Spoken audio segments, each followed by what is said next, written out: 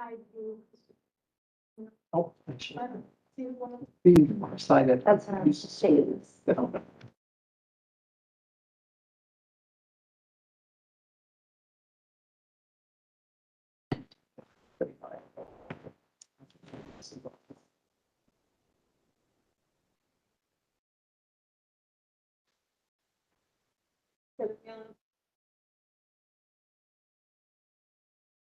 Okay. Are we rolling? Yep. Shall we begin? Well, we don't have an audience, but I'll still say welcome to the October 4th, Weird Wednesday UID or Weird Meeting in October. County. Our next date is falling, the fourth Thursday is Thanksgiving, so what do we do? Pump it up a week? Next hearing is October 26th. Oh, I'm bumping up the link. That's October. right, that's right. So we are meeting in 26th, the next installment. All right.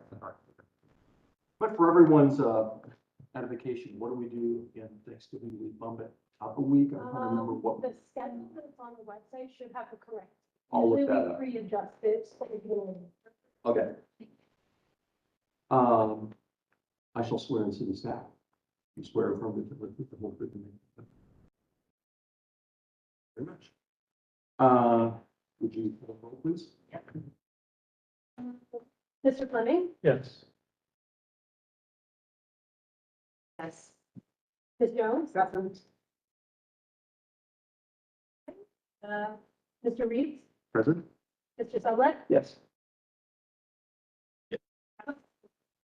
Has everyone had an opportunity to review the meeting minutes from last month? Are there any changes, any updates? Hearing none, do I hear a motion? I move to.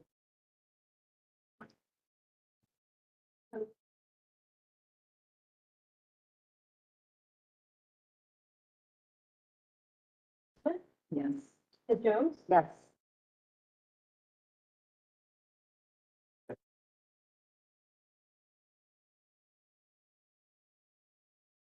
We've been waiting for our first case.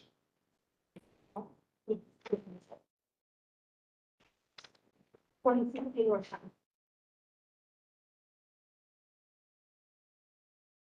I had to recuse myself on this. Yeah. Hi, Jack.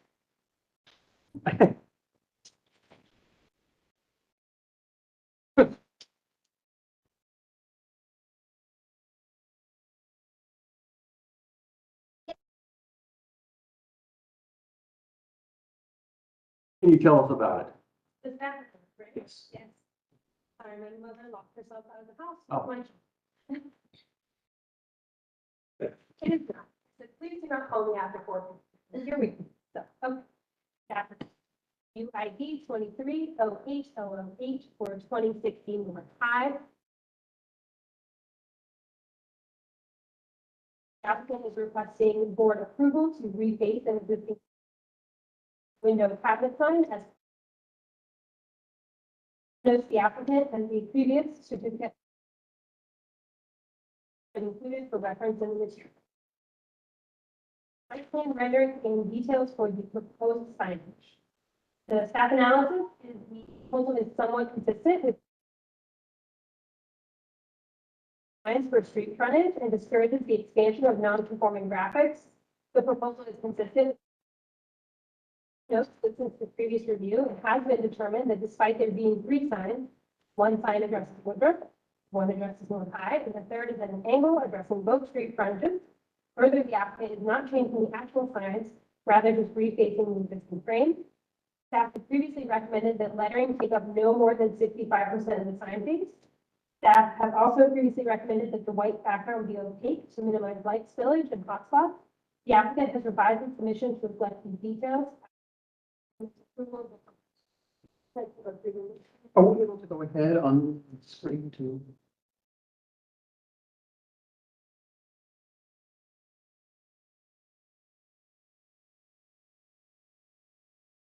Since it has, it's hard to see anything, so we have to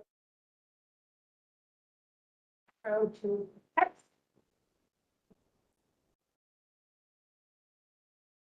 Same calculation is provided.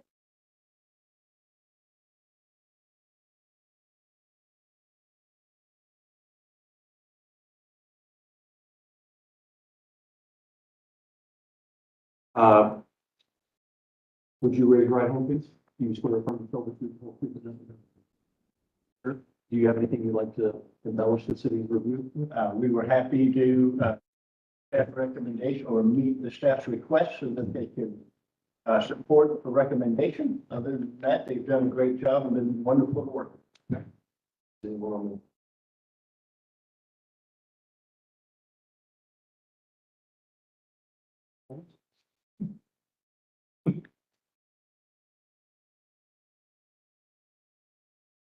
Not against it.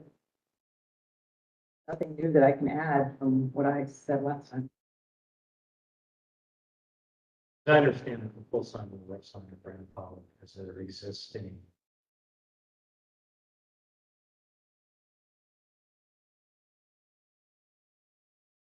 They could have two rather than three something, so. But they're also making a choice to produce graphics that other experts in the design field tell them are unstable. Guidelines are important, like for a reason. Edit it and we see it in relationships to other things.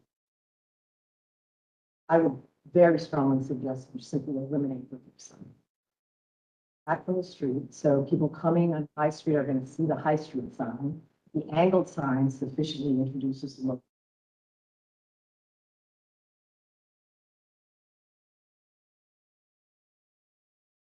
I mean, I don't disagree, I think they're all crap, but they feel now. Pressing itself right. sorry.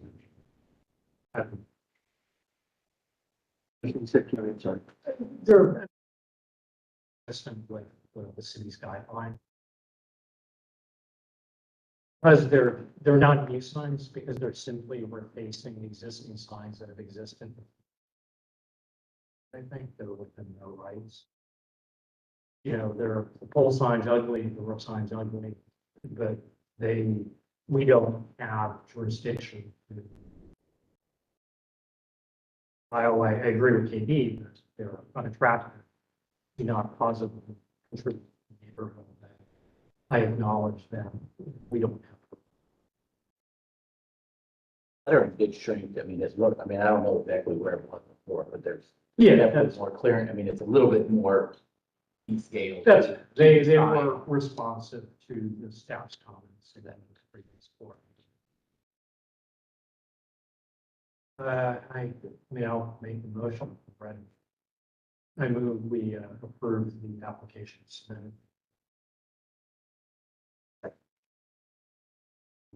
That was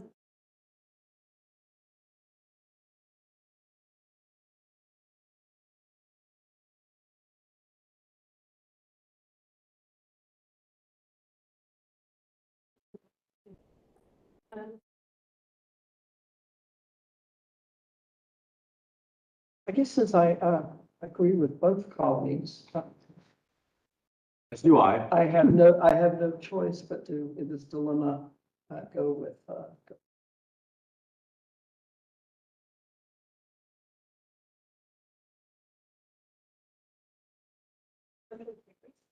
Thank you. Here.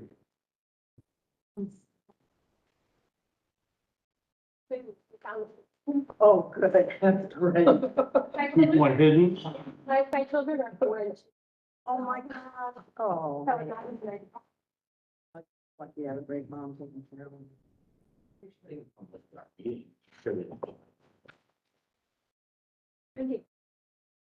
Be out of the.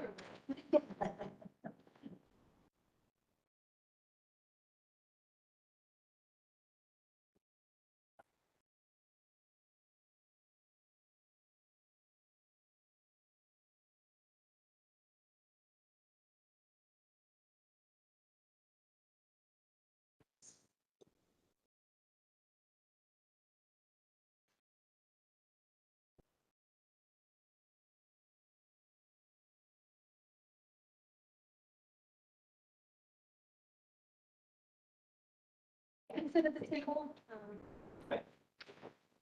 And we don't have microphones in here besides what is on the camera, so we have to project whoever is speaking. Yeah, we can all sit at the table, is that okay? No. Yeah. That, Okay, okay.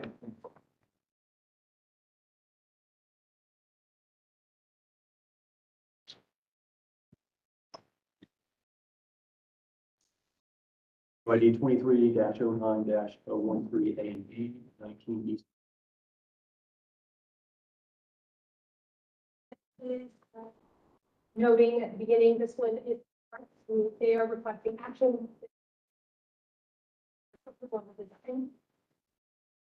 This is the applicant request for review and action for a new event space between Midway and construction of a new two-story, 30-foot high event space that would connect the Midway and Eflin tank. Also includes a concrete patio expansion at Eflin tank to include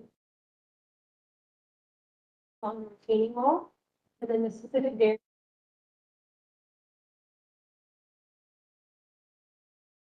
spaces required, and then the dumpster area. The application includes existing condition photos, site plan, elevation, sections, renderings, and material specification. Staff analysis, will. Staff analysis, the proposal came before the UIDRB at the August 2023 hearing. At that time, parking lot requested additional information about the programming and layout of the second floor, citing concerns over noise pollution and encouraged the applicant to consider enclosing the space. Also expressed that the patio in front of Eflin Tank was a major. But did encourage the applicant to consider more landscaping in this area. Upon review, the revised proposal is generally consistent with the University District Plan. The site is recommended for regional mixed use with an FAR between 24 and 72 feet. Plan also recommends that new construction be of high quality design and material, compatible with the surrounding neighborhood, and have a dynamic massing, and include high levels of transparency on the ground. Finally, the plan states that rooftop structures, canopies, and awnings be designed in a manner to minimize negative off-site impacts of light and sound. The proposal is generally consistent. However, the plan also recommends that parking be provided consistent with the zoning code. It is requesting a variance to provide zero parking for automobiles or bicycles. The plan also states that dumpsters be screened to their full height. The proposal is inconsistent with these recommendations. As such, staff recommends conditional approval of the design and conditional support of the variances, with the condition being by code required number of bicycle parking spaces that have to be screened to code. The applicant should remove these associated variances from the request before a letter of recommendation is issued. The applicant should provide the site plan as necessary to accommodate the bicycle parking and dumpster screening before a certificate of approval is issued. As such, staff recommendation on the variances is conditional. On the staff report, for the design, we're also recommending conditional approval. Thank you. Would all the applicants who wish to speak, please raise your right hand. Do you swear affirm to tell the truth, the whole truth, and nothing but the truth?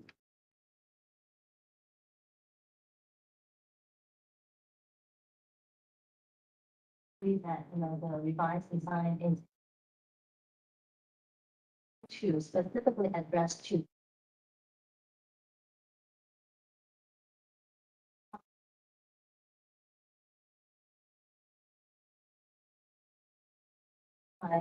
here you use revised design, we need to address that, which is consistent to any.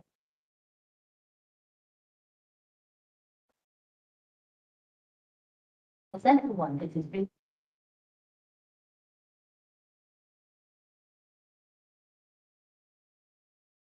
So, well, good afternoon, everyone. I want to quickly talk about the main concept. I think there's one comment about it's not so clear, so I want to quickly spend a few minutes to kind of go through some of the things that we wanted to some feedback in the last few minutes. So the two-story addition, also called a composition along 13th Avenue featuring a available roof structure obvious there. The storefront of the first floor, is actually aligned with the, midway, building. Lights and glazed, all glass garage door that can be completely open to create a floor falling on the west side, basically on the right side. Elevator and the staircase, the first floor elevation, providing ADA access to all levels from midway to at. Also how the back of the house mechanical and. Balcony on the second floor project outward to create a three-dimensional top that makes the new addition more visible, while providing cover for the entrance. Top of the guardrail, so up like we talked about last time, the line is projected way to the west. The vertical structure is now cover patio, like I was saying, similar to the cover patio behind us on the fifth floor of Newport that you can see in that rendering. Just last time we added a permanent cover that made out translucent as a way to mitigate and minimize the sun impact. Also provide protection from potential falling objects, actually, from how far that I was told that from time to time it happens. Kind of right. So that is that's the roof. The sound impact concern also is further addressed by using what we call clear vinyl cover for all the vertical opening. As you can see here, in the day, kind of evening lighting, which is a very common, treatment for, cover patio all over the city. So this design, we believe that, minimize the sound transmission, but also provide weather protection for the customer, like some of you suggested. Brake instead of wood siding also is another comment last time. So we switched to brake, which also result in a more cohesive use with it. Here, see that? Oh, that's iron. Brake, if you go to the next slide, you can kind of see a little better. Also the dark brake result in more cohesive use of material because actually two of the existing structures also break. One is painted brake on midway, and the other is a restorer brake. That is the main addition over there. So the updated design in the expansion of patio. I think many of you agreed last time that the sloping planning bed, have its benefit, but also is not ideal for maintenance, as many often litter and trample on. And there's also safety concerns for customer and pedestrians who may try to climb on them. So the updated design integrates the greenery and multiple lights. So there are two American elm in the built-in planter that is part of the seating arrangement. The location of that, if you look at this plan, is based on a carefully studied seating layout that to provide adequate space for them. We added also more planter with alvida along the railing by the sidewalk, which can be enjoyed both by the customer and the pedestrian. But if you go, so the 4-foot high retaining wall created new space by local artists. One of the things about the railing design that we didn't have much chance to talk about years, as you can see here. It appears that, they actually break up the balustrade, the metal balustrade. There are 4 of them. They follow the style of the existing building of Ethel 10, and they align with the brick pilaster behind, as you can see, that actually framing the existing. Next one, you can see the result of it is a more intimate garden-like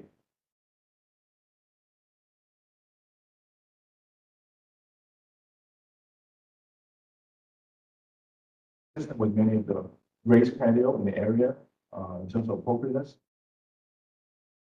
The next one, you can see the same use of the arboreta and planter is extended to the midway front of the next one. The front of the midway patio there, facing And do the next one real quick, some of the detail, we actually have, the bike rack, we have two of them that can park, 4 bikes right in front of the entry.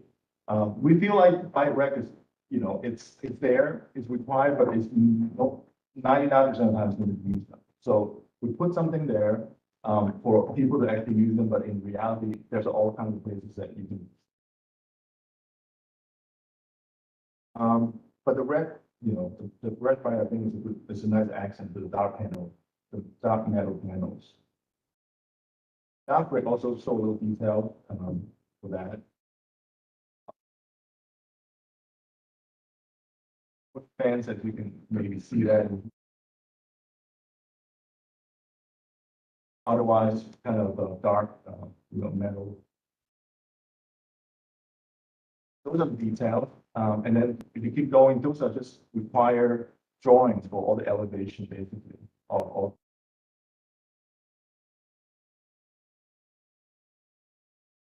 unit, and then also the patio. One of the things I forgot to mention, the brick piers on the patio also, that's a base for the metal post that can provide support for the spring light bulb. So, and then these are the breaks. You can see the top break, you can see the eighth break that match the tank. You see the wood fin, the metal panel, the polycarbonate panel, the cover, and then the metal panel is really just a utility way to finish the building. Back was the well, you can understand what. So those are all the things that we changed. So we updated the design to, like, let's say, eliminate the rooftop patio with a cover, turn it into a cover patio with additional way to mitigate sound. Also, first develop the patio design, create the use of landscape elements into the seating area. Users in the area that meets the threshold of appropriateness. For gatherings, places, public arts, and civic use that engage the community.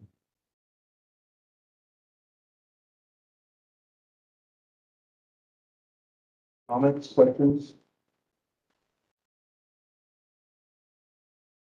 This has not yet been to the University Area Commission, but I think that the concerns that I have do reflect some discussion that I had with commissioners. And I have two specific concerns and one general. First is more about the noise mitigation. Can you talk a bit more about the standard with which your measures are taking this? Evidently, or obviously, I think anyone, many people, let me step back. We are aware that noise is an issue here. Are we mitigating additional noise? Are we improving the current noise situation? What exactly are your goals in terms of this mitigation? I think it's a matter of responsibility to the area that we discussed this.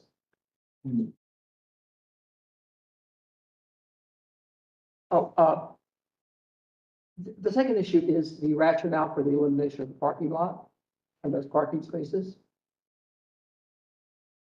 And a general concern, I'm told that there are a number of outstanding code violations that exist now. And frankly, I'm not sure that I'm comfortable with supporting this until we know more about how that's resolved. No, we need another binder. So we brought some binders for everyone.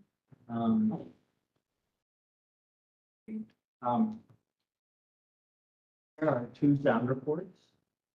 There's also an order signed by the environmental court judge that documents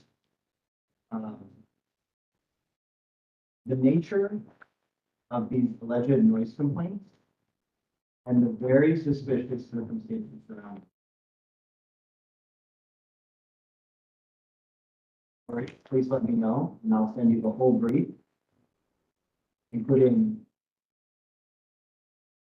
officers state undercover police officers that contradict these noise allegations. Sworn testimony. That's my thoughts on, if I may. That's, Could you tell us who you are? I'm sorry, I did yeah, no problem. My name is Samir Down. I'm an attorney in Columbus. Represented Midway through a investigation at the city and some allegations about noise complaints from people as far as 4 miles away. I'm going to try and not characterize my views on some of these allegations and just present evidence that we were by, police officers, and an order signed by an elected judge. Like I said, if you'd like even more detail than what's in the order, please let me know and I can get you a copy of a brief with dozens of exhibits. That our position. But I think the question was, is the noise are we gonna turn the volume up or down? Is that kind of like the plain English way of saying? Basically, I mean, what is your standard for noise mitigation? To reduce, to keep it at the level it is now, or to improve in general, or simply, and simply prevent additional? So, in December, zone chief of the city attorney's office, myself and Ali, went to Midway. We turned the speakers up as loud as they possibly could go. This is in the middle of the day, no other competing noise. We could not hear it past, what's that cross street? Just walking straight up 13. It's Steve Dunbar. We could not hear it. So we do not plan on ruining our equipment by pumping it up as loud as possible.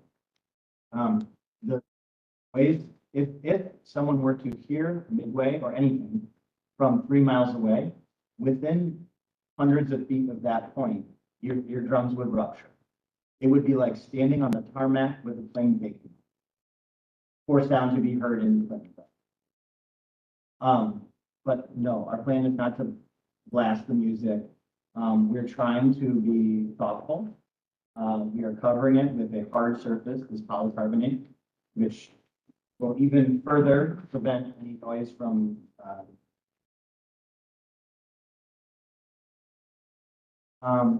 and the plan is to, to try as much as possible to accommodate the concerns of the community.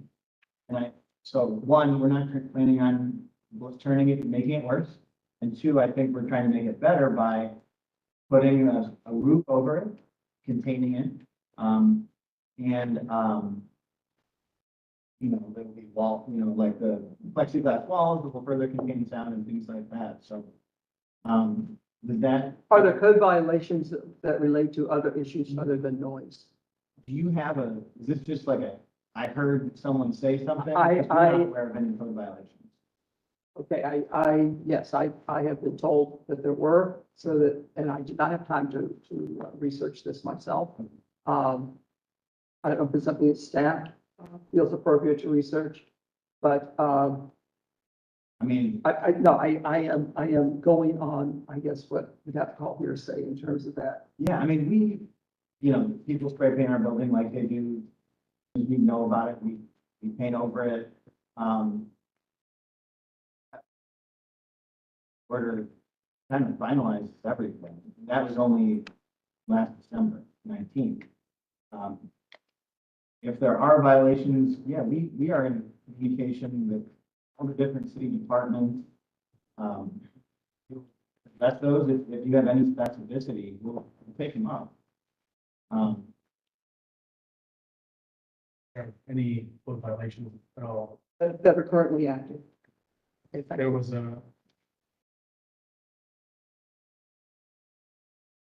findings, those were discussed. We have also gone steps above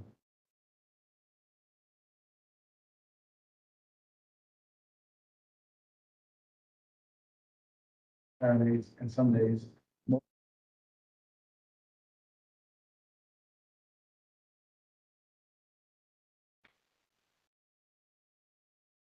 I think that we are.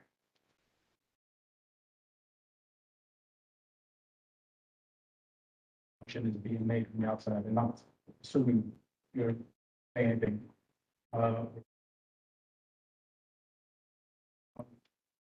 This is our kids go to I-States. This is possible taking things lightly. Obviously, assumptions and assumptions are made, but a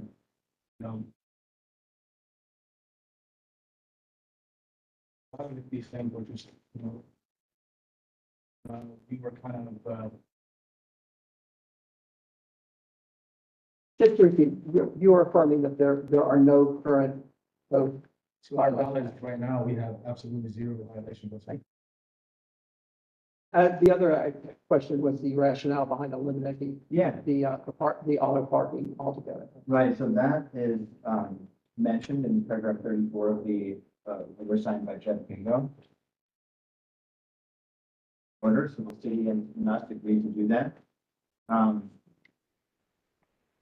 For lots of reasons, but I think probably the one is this building would be way better than the parking lot. And it's kind of vague, but it seems like a best and high use of the spot. Can you redirect to that? Yeah, it's paragraph 5, page 9, paragraph 34.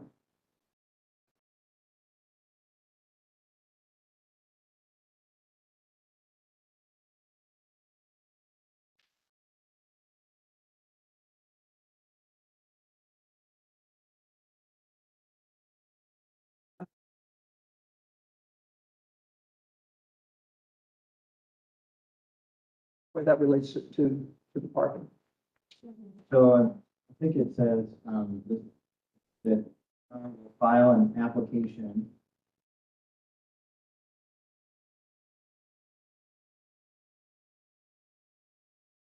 I believe that the city attorney and us, like us, where that's sort of like a less detailed way of saying, we're gonna try and put a building. Because no one likes a parking lot that's filled with cars and dumpsters and potentially making party and disturbing the public. So, use, I mean, of the space than parking lot is. I agree with you, and I think we are generally looking at eliminating surface parking when we can, and so I don't have that at all. More generally, what I'm interested in with this that space, along with a couple of locales, is just generally, but also specific to the design. What is the idea about people movement? Like, how do you imagine people arriving and leaving? Is it clientele is pretty much exclusively pedestrian? Argument that people are going to walk there. I see a lot of bike and scooter movement around the area, so I'm curious about the potential. In my mind's eye, more bike parking would be advantageous. Scooters are a bit of a disaster because they get left everywhere, but it seems like they're pretty highly used. Because the street is closed off, traffic can't get through. So do people come by Uber and Lyft? And if so, what's the turnaround? I'd love to see a sort of overall transportation analysis for the project that argues in favor of your understanding of how people move around this area. We have data.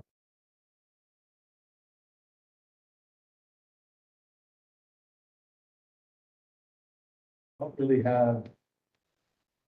We really have Ubers or cars kind of parking. And they can park on High Street. They can, yeah. Use the side of High Street. So And you the don't have park. vehicular traffic. People park in the parking lot on 13th to go to shops Yeah. across the street. Yeah, yeah. But I mean, I'm totally with you on that. I'm totally. Yeah.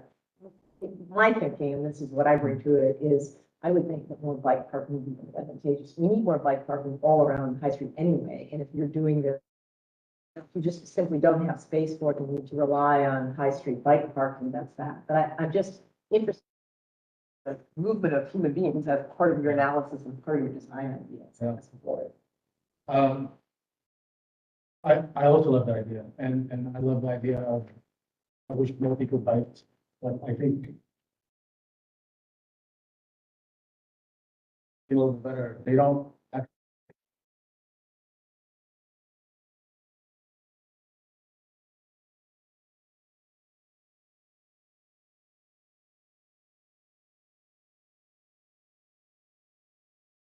Locations, or usually walking distance. Had a bike parking spot.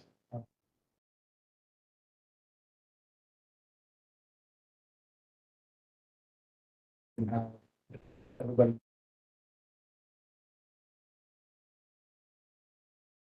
Fortunately, we just don't see it. Thank you.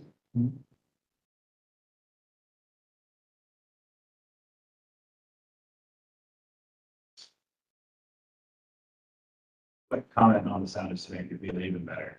Because it's going to be enclosed, we're actually gonna have to turn it down. Because then it's gonna be way too loud inside with it being enclosed. Is it fully enclosed or just covered? It's like a three-system. It looked like on one of your renderings, the space between the horizontal And and the arch is glazed, because it looked like there was some kind of. Look at the drawings. Practical. Yeah.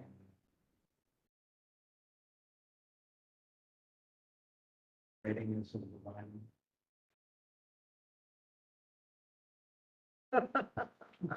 I mean, amazing. Yeah, I mean, here's the thing, right? The thing happened several years ago in the summer. So I think then it becomes just a question of how much do we trust you on future being? And I think the acoustician's report, February is not the same as summer. Your sound travels farther in warmer, more humid air as in colder, right? You're right. When it happened, I did not drive down to Midway and check it out for myself, but I heard the sound and I, acted on social media and I saw the allegations. And whether it's fair or whether you all got blamed for something, I think, can be sort of debated. But sound will travel in warm, humid air significant distances. It's not loud, because it's not like you hear it at concert level a mile away. It's about the same noise level as crickets, but the problem is, music is not background noise the same way crickets are. So people, experience the sound. So the thing I struggle with is like, I don't worry about it if what you're doing is just, ambient music at the level of a bar, like the neighboring roof terrace, the New York. What I worry about is if you all decide to set up a sound system like we did in the past and blast the music and, it just so happens that the atmospheric conditions cause the sound traffic. So honestly, I'm kind of struggling. Like, I don't have a problem with any of the rest. Like, I don't miss the parking lot. I think it's a nice design. I think it's compatible with the adjacent buildings. I think it's compatible with massing. I don't mind the variances to parking. I don't mind the expansion errors, but I struggle with whether or not I ought to trust you on the sound part of the equation. And the enclosure at the moment is polycarbonate roof, which is fine. It's not real great sound wise. Vinyl, retractable vinyl, which is not real great sound wise. Certainly lesser than sound mitigation from double glazing. So I struggle with it, and I don't think I'm there yet. those polycarbonates are gonna last over time. Are they gonna get, like a film look pretty quickly? And especially the roof is gonna get pretty messed up, but that's. Yeah, That's your issue. This is it'll gonna be a collect. thing. Yeah, it'll collect. I mean, they'll have to get up there and watch it. It's UV stabilized, so it won't fail probably, but, nah, I mean, it's, I mean, the project Washington, yeah, it's, I mean, the other way to do it is to take them on faith. I would say, I mean, honestly, it's better without polycarbonate. And if I ever hear sound, I'm gonna go down there and I'm gonna report it, call the cops, and I'm gonna do it every single freaking time. I mean, it's, again, look, I live a mile away. The sound, the time it happened, it wasn't a big deal for me. But, I didn't have young kids like some of the other people. So, yeah, so that's where I'm at. Like, it won't bother me personally. No skin off my back, even if it's loud, I'll shut a window. But, I represent other people in the neighborhood. That's where I get concerned. I mean, in the concerts at Ohio Stadium this summer, If humidity and temperature conditions are correct, you can. I mean, so the music's better, but you can hear like the ball games and you hear like the roar of the crowds and. I mean, It's not consistent. It's dependent on atmospheric conditions, And the right? wind, yeah, wind carries sound. Wind, air, sound, I live humidity, I temperature. live on North, just across the cornfields, I don't hear it. And I have young kids, and we sleep with our windows open.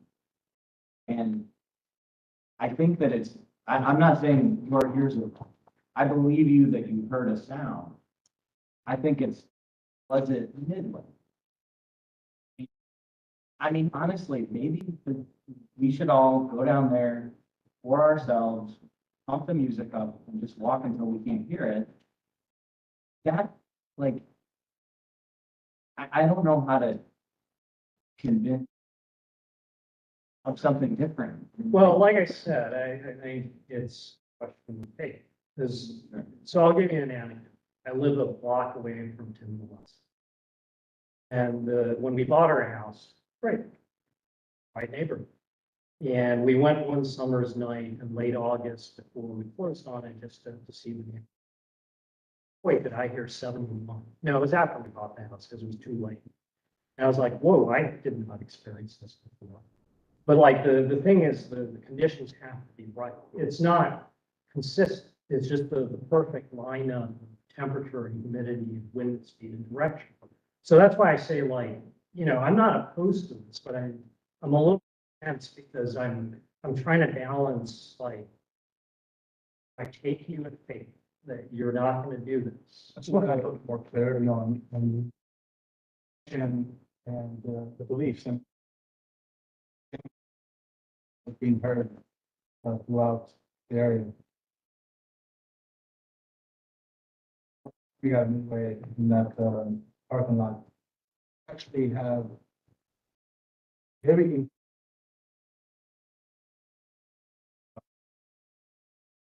bars, the rooftop on top that we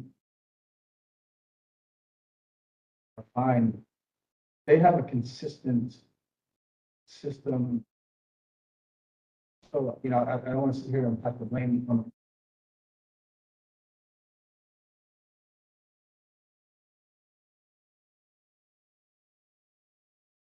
Midway is the only place that actually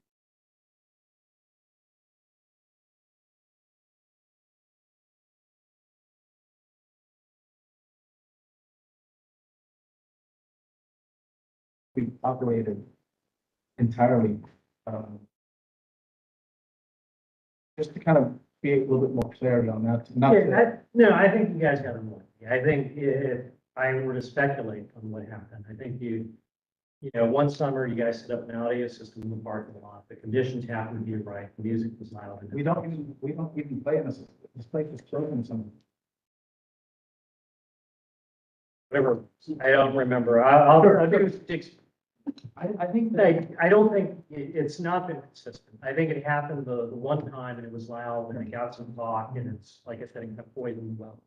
So where I am is I'm trying to figure out what is the right calculation for the maybe. I think, So I think that they're gonna face that regardless of what's decided here and what they build, they are still gonna have to confront that. They're still gonna be facing complaints. They're still gonna be hearing from neighbors. So I don't know if we can decide based on that here. as design guidelines and review board, aesthetically, this is so much better than that traffic parking lot right now. I support it for that. I appreciate that you have taken seriously the noise concerns and what goes in. I still think it's, so I appreciate that you heard the design concerns about that piece. So at this point, I think, yeah, you're gonna invest the money in it. It's your business. You care about having a successful business. You're gonna be responsible for all of these things that you're addressing. And so if complaints keep coming forward, it's you that are gonna bear the burden and you're gonna have to deal with this happens. So I don't feel like that's an ongoing thing. I hear what you're saying about they have to learn and do what they want to do.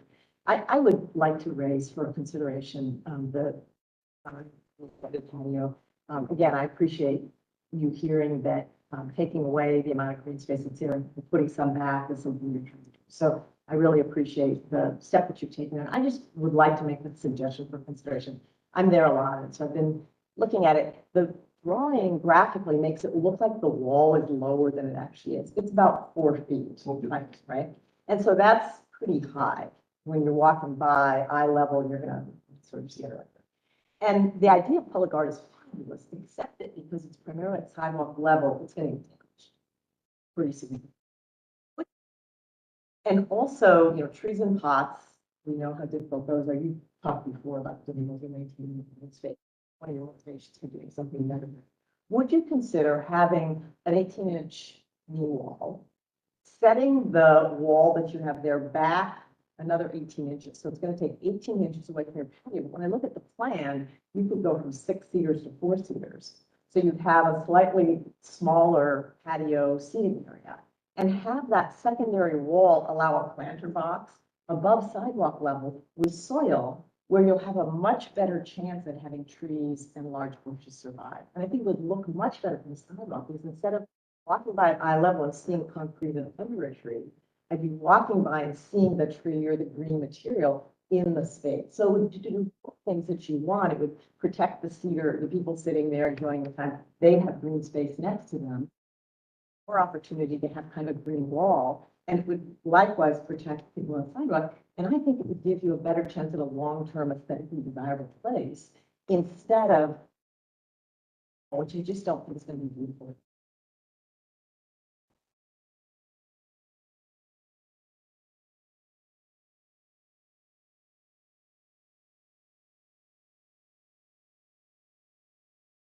Felt that the current wall, the 4 feet,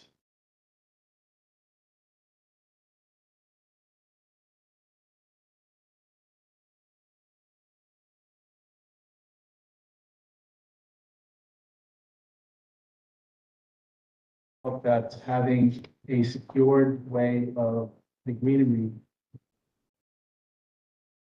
spots would give us the opportunity to maintain them and manage them into consideration and look up.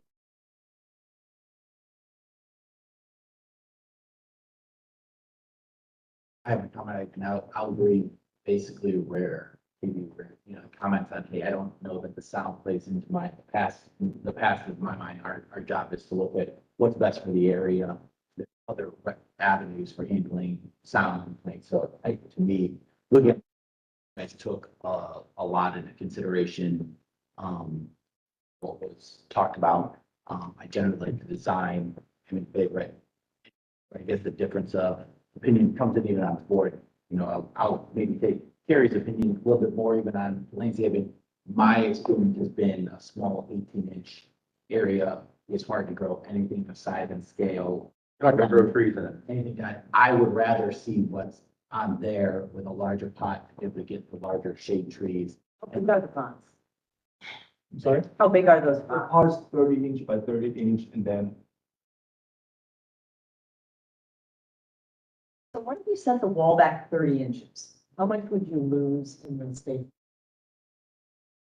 Giving it away anyway, right? Because that's where the pond is. So all I'm saying is that the wall could begin at 18 inches of height, and then that wall could come back here.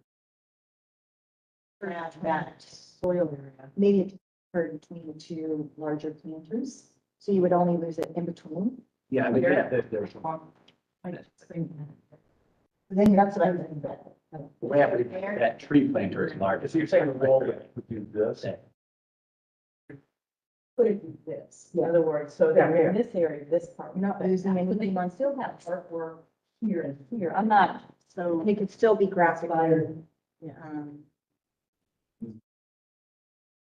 I think, so I think, so here's the thing, obviously, every time we go into a review board, there will be and, idea that being thrown in there, but, there's the question is that, is this something that for us to consider in our discretion, or is this something that is required by the design guideline to get the approval, right? I mean, honestly, there may be a million ways that it can be done, right? What is just, right? Now, some people might find one better than the other, but we believe that here's one way to do it, that we believe meet the threshold of the The whole. only, thing to say to that though, Tim, is you're asking us to give you permission to take away a large area of green space and replace it with something. Okay, so the predisposition is that green areas in the urban area, not less.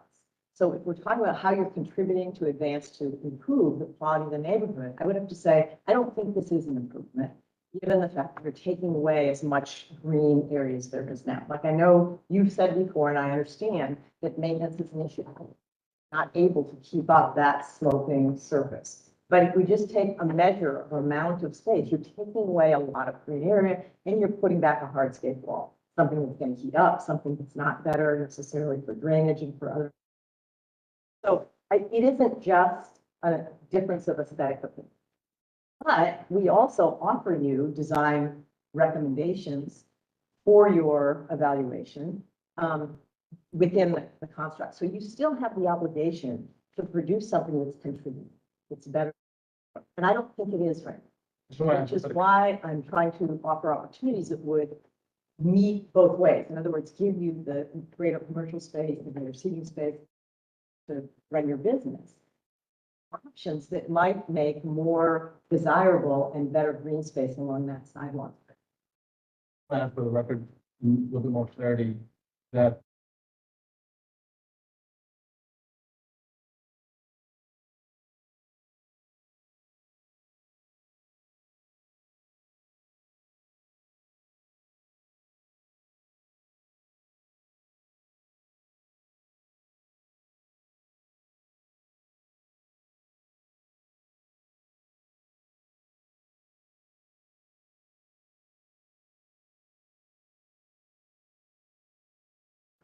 at all. Because what they do is they climb up and then they're falling and then they're jumping, so it's.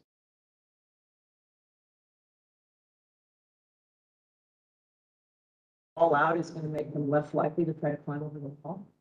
I think, for sure, I think that. A lot easier to go up the ramp to go over the wall than to try to climb. So I don't know. I don't see, you're right on the sidewalk. Because It's like they right, climb up, I mean, right across the street, I don't know if we have, but it's like in there. so it's also a parking lot and.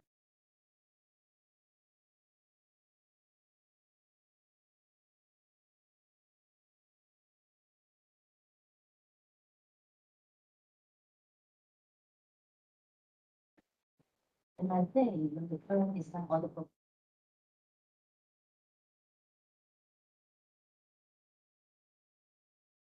flexible way that work on.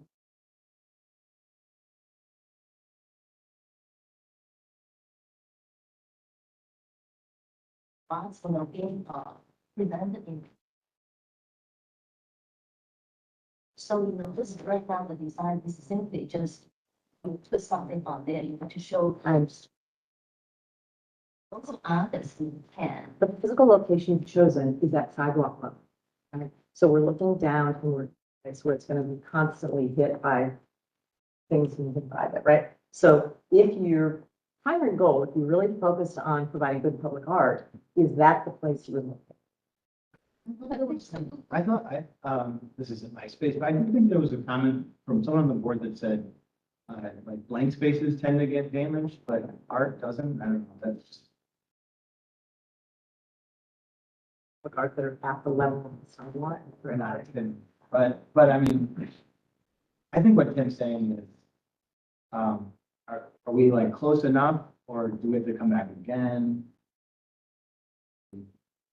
The specifics of the,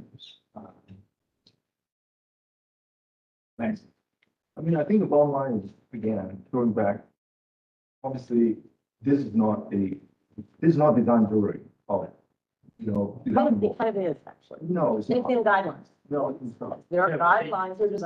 What I'm saying is that the key is really to meet the threshold of the appropriateness, that we believe is consistent with a lot of similar users and businesses in the area. You're asking us for variances for, I'm not asking where, this is not the standing where, we're gonna go through the BCA separately with Yeah. the area commission. Let me write you something. One, you come in front of the board, that's to take a escalate the situation, and people who are on your side are going to turn against you. So, and I say this as an architect who's been in front of other boards myself. The two, read the zoning. The University Impact District Review Board has purview on expansion appropriateness. So while I may not be 100% in agreement with Katie's opinion, she's completely in the rights. And 1, 2, 3, 4, 5, 6, at least 4 votes to outing the certificate. 3, we do advise on zoning variances. You'll need the UAC to vote in favor or against. You will also need us to vote in favor or against. So, and it's not binding. The BZA can listen, not listen, but you will be in front of us for the variance. So I think it's tough, right? I've been in front of boards myself, and you have 7 people and they all got different opinions, and it's hard to square the circle and figure out how to get there. And the best I can tell you is figure out how to do just enough to make enough people happy. You have votes, you only need X number of votes. Like I said, I have no problems. My only concern about this proposal is sound, and actually the neighbor who's closest to you, not seem concerned. But my advice is don't alienate. Because she's actually speaking on your behalf on the one thing I'm concerned. I think you need to consider the advice that's given, why it's been given, and see if through design you can come up with a better solution. I don't know if any of my fellow board members agree. I'm just going to offer a suggestion that I think would be the project.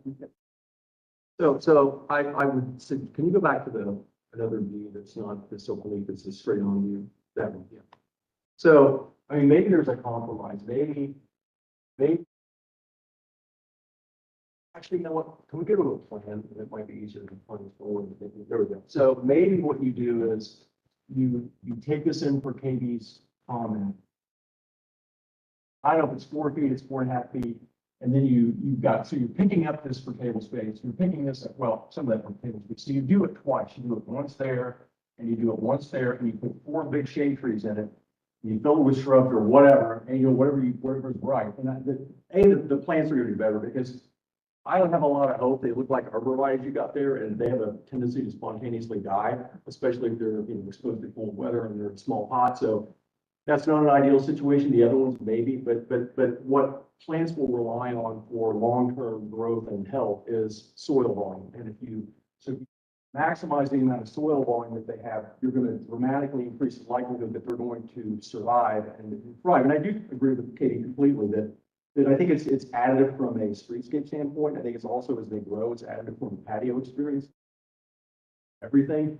And I think at the end of the day, you're not really compromising that much patio area because you're gaining some of the ones on patio back. So you may lose a little bit, but not, I don't think it's that dramatic. I mean, I think it's fair that alley's kind of ratty. It's mostly concrete, and some green growing things are going to improve it. So I think where you and Katie are going to make some sense.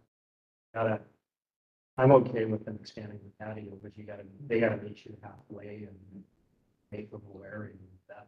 And I have to say, the balance of the design, I'm really in favor of. I mean, I think you guys are super great designers, and I think it's a huge improvement. So I think it's just a minor kind of tweak that I think would probably improve it.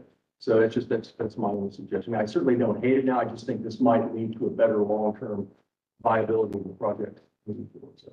Maybe what's your thought on that suggestion? What's your thought on that suggestion?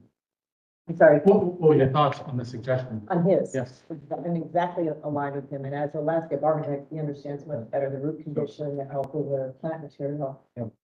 So where this is going is, instead of treating it as one single line, where I don't think that, if you drew a sidewalk drawing in section and showed the figures along it, I think you'd see the problem of the visibility and the relationship. Or bringing the trees down, at that one, but So Carrie, you're saying notch in the. Yeah. And have the trees at grade level? Yeah. Well, I mean, I started sketching on this thing. This isn't quite right, but basically, this is staircases over here. Yeah. So some dimension, you take it back and so this is and for, you move this table in, so you're back. There was a planter, so you're. Yeah, no. It's not a complete walk, but you're not really losing that much. And again, I think this is about, how is it going to look and how's it going to perform over the long term. I think it's like perform better over the long term. That's. Still be the fourth wall, it'll just be notch. Just be not. We can still add some art in the areas that aren't notched out. Well, I mean, I think you've got the opportunity to, you do it on that. That's what I'm saying. You do it here, you do it, and I mean, then it's up to you as to where that becomes like an 18-inch seat wall, where do you do it there as well? Or do you just highlight it at these three? I mean, that's an artistic kind of, Just put 2 trees in there. put 4 trees, so. Shade trees and those notched out planters. So the shade trees go there and they go there. I don't know dimensioning how long it is, but I think it should be 4 feet. And just fill it with good planting soil. 4 feet wide or 4 feet wide and then probably 30 inches deep of good planting soil. Hertz Brothers growers blend in and everything will be great. how much commission did you make on that? You said that in there. It's manufactured soil that's got a high stain on it. It's good stuff. So what I use at home.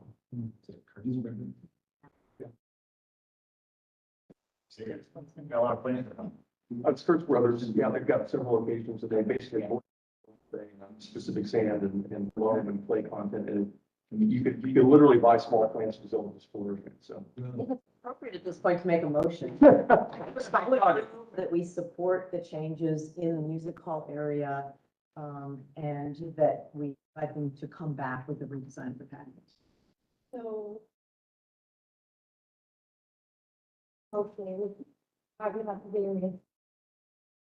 That recommendation was that they provide the 10 bicycle parking spaces.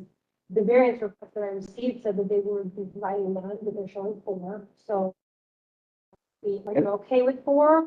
Or 10, are you okay with no? I have a question before that. So what is happening over here? It seems like to me, that's a great spot to do the bike parking. You're not interrupting the sidewalk. You're not interrupting. Yeah. It's very, Very narrow. very dangerous. Is the drawing reflecting the actual angle that's there now? I mean, I'm with others that I'm really not concerned about the car parking because this is, people do walk, you've got good mass transit. The bike, if you're saying people, I mean, I think having bicycle parking is additive, but people are, so in my view, it's not just about your business, you're providing general bike parking for others. So, but I get it. I'm not gonna hold on. The question is, would there be enough space to pull that back to add? I thought about that. Back in there, parking there. We're not, it's difficult for you because the drawing doesn't actually Well, show. there's a cycle, and if you go further, back to the front, the front. Yeah, right we got there. 2, yeah, red rings. The other one, the next one. And you. So our property line kind of cut right there at the corner, so it's outside. And the thing is, the reality is that that's actually quite dangerous because the car go coming back and forth. We're not. It's not a safe spot to try to stop there and try to lock the bike there.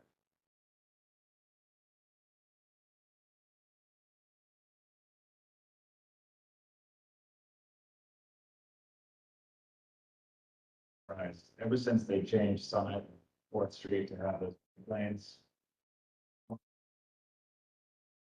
Well, you see what? people actually riding their bikes on A there. lot. A lot. I live down there. So do I. Use that bike lane all the time. But do you use bike rack? On Fourth Summit. Trying to. I reckon they put pipe on fire that. Yes. It's like, Those are great bike lanes, especially where you have the cars or the tractor bikers. what if there were bike racks installed kind of like between High Street and then 13th and that kind of no man's land? Yeah, we have a lot of space there. Which side of the town? I think that's other OSU installed bike facilities. I don't know if we own that. I don't think we own that land, but that seems like a logical place and then no one likes blue cars. Correct. So OSU must not yet really installed. Are those OSU installed? They are students. Ones in the, like the ultra wide sidewalk between I and 13. Mhm. They're consistent with those. They're consistent with the one that was you installed. I mean, Are OSU installed those? I think so, but I don't know for sure.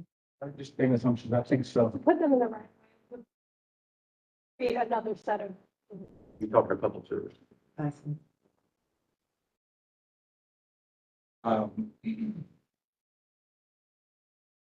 Folks' concerns about. I mean, I really respect the staff recommendations because the arbitrary bikes have come, but in this particular project and with this amount of space constraints, I don't feel that it's necessary to hold them to the 10 spaces. Actually, we're zero, I think where they are is gonna be a detriment to people. I do too. I Right agree. there, and I think that's it. I mean, while I appreciate the red decorative one, that's right at an entrance. I mean, if you ever had a Yeah, player, yeah. so Look at it. part of it right there, that's not a, ideal spot for bike. Yeah. Couldn't care less. So, Yeah, we play well. no, I know, that's why I'd be supportive of zero. I don't think in this, and honestly, I'd rather people walk to a bar than try to bike to a bar. And so, I don't, What about the scooters? I. That's how most They're stupid. That's how most people. Well, I think it's terrible, yeah, that's why there's, but that's a.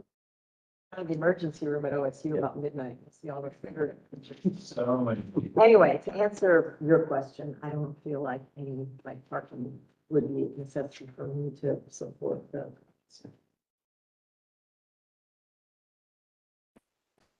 Where is the dumpster? It's off of the alley. No brainer, right? You can provide dumpsters. And it's just that Technically, the dump truck has to be straight on. It's a very challenging situation there. So historically, that alleyway has multiple dumpster shared by many different businesses on High Street. Problem with that is that we can't really put a official, dumpster enclosure in there without completely blocking the fire escape. Because the fire escape also come out of that alleyway. Where's the fire? So is that one that go up the back of the new Big floor? round building. You can Google Maps doesn't have it. zoom out, you can zoom out and maybe on the aerial view, you might be able to see that. Just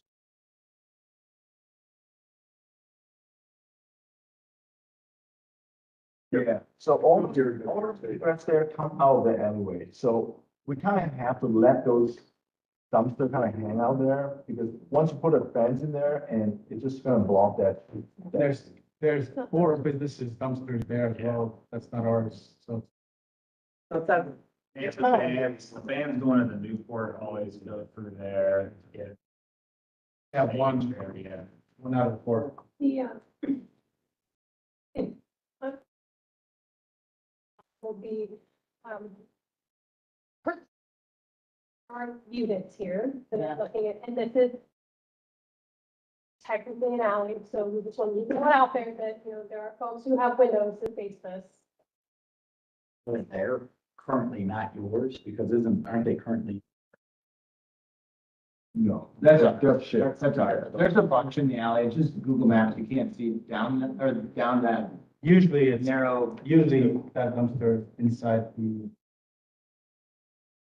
Say roll it out by hand. and Yeah. then take it Yeah. out. There's actually more dumpsters back that aren't ours.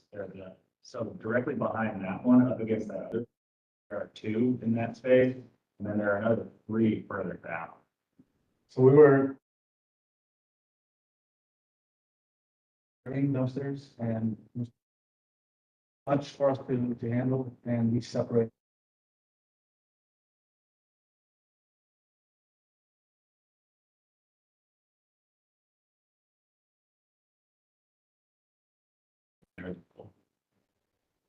What is being raised by zoning is because look at all the requirements that is currently required for any new bill. But they didn't take into consideration of the existing. Solve that in very kind of big way, or logical way.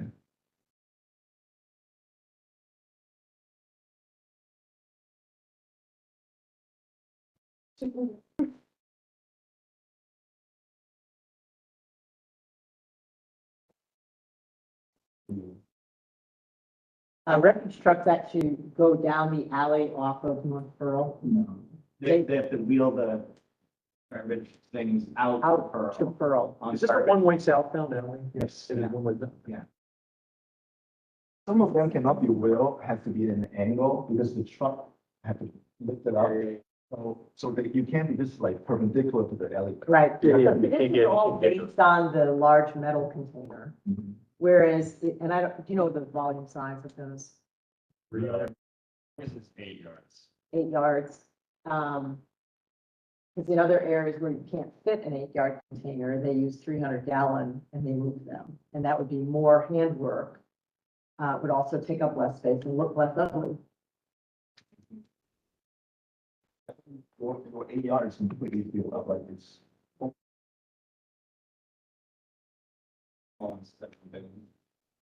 I Think smaller ones. mean, more small than. But that's the point. I mean, then they would manage their trash in a way in which it would get rolled out on pickup day, but there wouldn't be that ugly container sitting there week long. Right. You know, the residents are looking at it. So, looking at site plan, I'm not sure what. The big on maps now is like 3 years ago. Yeah. And as I understand, I think what I'm interpreting is there's a bunch more small Yeah, ones there's 3 more dumpsters are not ours. that we just pull back here normally. But I think that what Tim is saying is, we seem to have it under control right now. It's just that, you know, it's in the code, so they have to raise it, but I don't know if it's a. I mean, I guess I look at the site plan and I see the writing, which means this is your property. Yeah. And you have control of it. Size of the dumpster relative to the property, and I don't quite understand why. Because of the angle that the truck has to get to the dumpster, there's also an electric pole there, which makes the very difficult. Did you say the truck comes down, Pearl? It doesn't turn into the side. Right, so it comes in at that angle down Pearl. You see that electric pole behind it? So that's the only way we're gonna be able to get to that angle. So I've got a question. I mean, could you do something like this where here's the building outline here, there's another building here, here's the alley. Could you just build a screen wall there? Where to everyone's point, you can't see it and you can literally push these out and then push them out to the alley and then dump it and then push it back behind just one wall. It's done all the time in developments. Yeah, I mean, it doesn't have to be a full enclosure, but to Katie's point, you're not looking at this thing sitting halfway. Yeah. But enclosure. I mean, as long as there's room to where it's, that wall is deep enough to where if you push it up against the wall, you can't see it. But you don't have to open a gate or anything, you just push it out the alley and then dump it and put it back. Screen is manageable, enclosure would be making. Yeah, I appreciate that. Because the true enclosure have to be much bigger than the Yeah. dumpster. Yeah, to get the forks and everything, yeah. We're okay with that. Where are we now in terms of making a So you need the language variance, which wasn't in. We have the language for the part of the staff report and the proposed work description. I think we're good with what they're presenting of no bicycle spaces, so no changes needed. Fine as is, but then it would be a condition on the site plan that they put a on the Pearl Alley side, but I don't think that, because the code language is required screening of the dumpster on all sides to the height of the dumpster, which we're, I think that's good because you're in an enclosed little area. so I think we're still okay with this language as presented. It would just be a condition on the site plan that there be a. So I think that the variance situation project seems supportable of what I'm hearing. On that, So there are only two variances. One is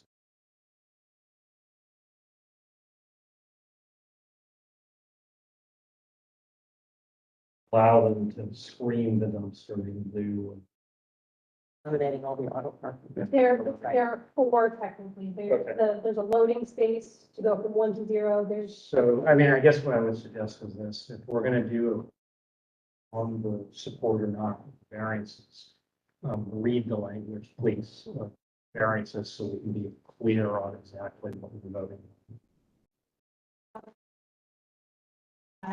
just make sure what we're going to talk about with the design is not going to affect this. So would you, what I'm hearing is generally folks are okay with the new building. So we're talking about some potential changes to the patio. So would you be wanting to motion to separate those two as two separate projects, or would you be doing a conditional approval? On property, and it's all one design. I think, And they know because they've heard the support. They know what. yeah, I mean, no one's gonna They have. suddenly change their mind. and being Right. part of the building design wasn't talked about, but the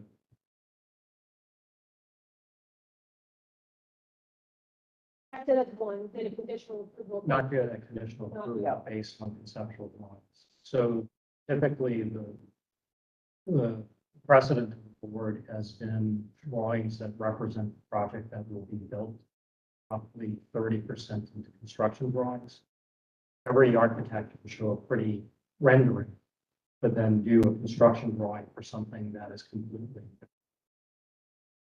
The way this typically works on this board. And if they want to disagree with me, that's fine, but what we ask, the zoning variance is, I think, as long as you get the language of the variance, it's fine, we can vote and support. The certificate of approval of the design project, you need to come back with construction drawings, not 100% done, just started, that give us an understanding of the final configuration, site design, building design, Windows. windows, openings, material. That's been consistent since I've been on the board. Yes. That's requested. Right. That's not a new thing. Yeah, So I'm understanding you would be on recommending the variances and then one, but yes. I think I can read the variance language, we can make a motion on that and then we can. and I mean, they're not gonna be able to, unless they're foolish, they're not gonna proceed with the design until they get the variance done through the DCA. Because otherwise, we're just voting to support, the UAC is gonna vote in support. That just means support, that doesn't mean approve. They've got to go to the DCA before they have assurance that they can do what they want.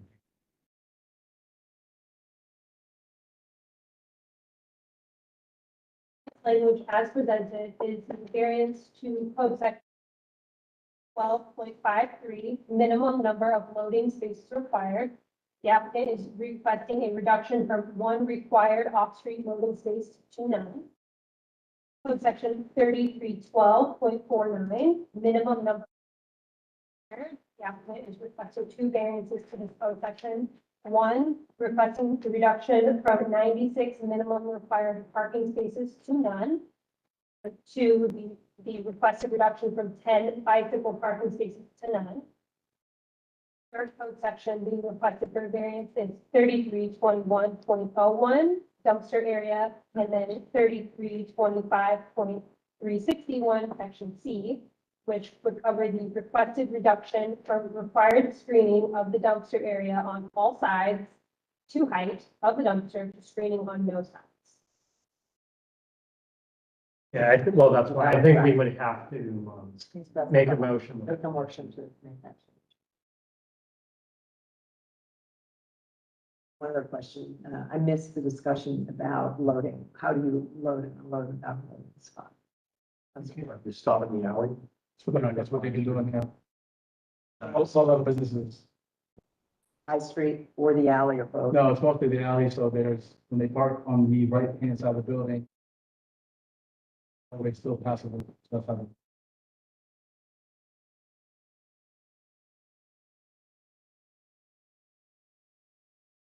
Caption language for the motion to include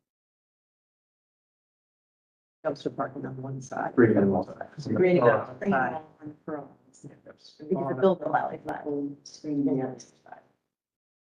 I moved to support all the variances proposed by the applicant with one modification. The applicant will provide screening to the height of the dumpster on the Pearl Alley side.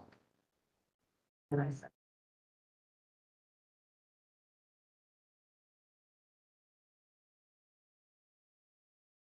As amended, Mr. Fleming, seconded, Yes. Ms. Gundelman? Yeah.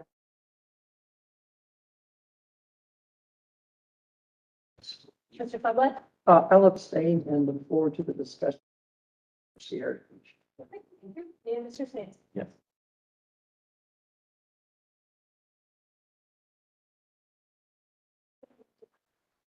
Table, correct?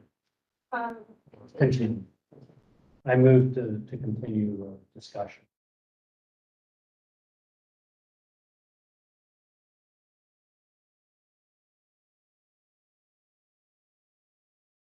Mr. Fleming, seconded by Ms. Jones. Yes. Ms. Gundelman? yes, Yes. Mr. Fuglet? Yes. And Mr. Smith?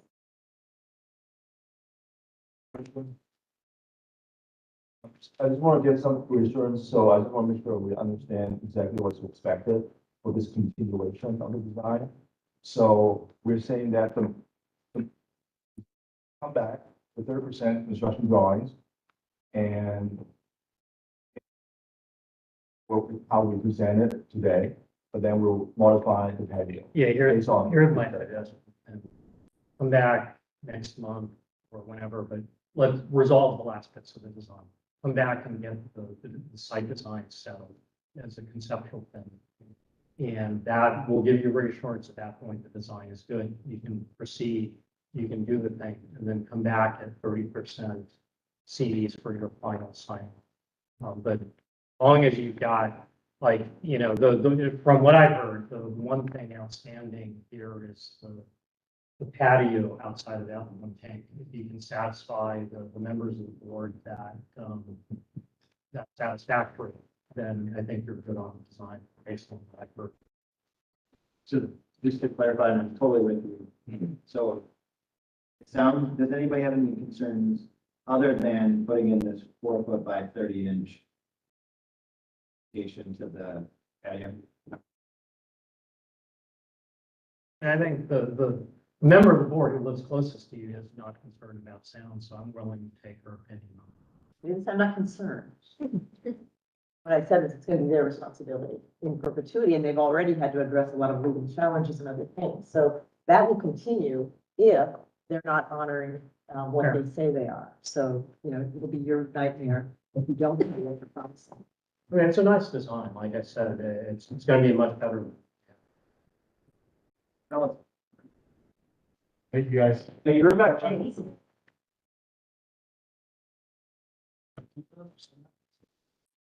Okay.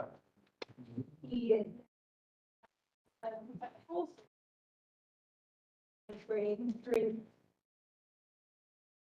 What do you offer? Yeah. Water, get any, Yeah, it's gonna take me. Keep them upstairs.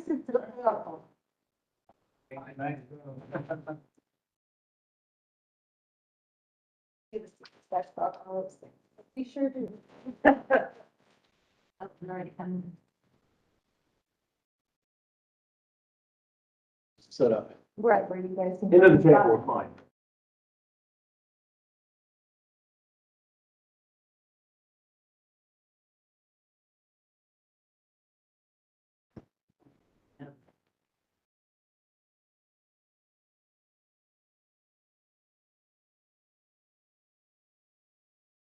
On this one, be prepared to call the public speakers. Afternoon. Good afternoon.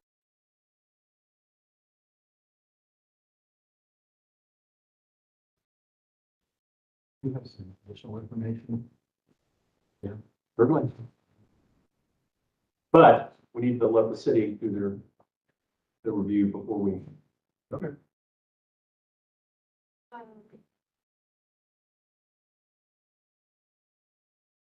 Yes, you're supposed to rest.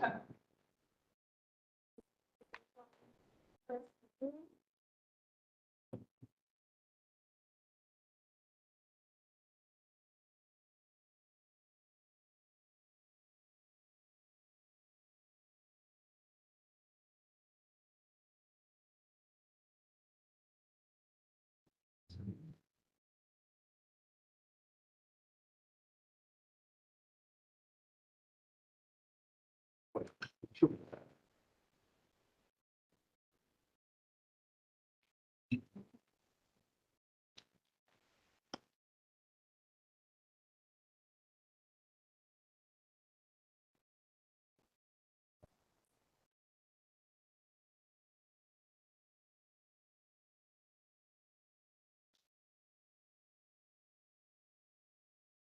How was your road trip yesterday?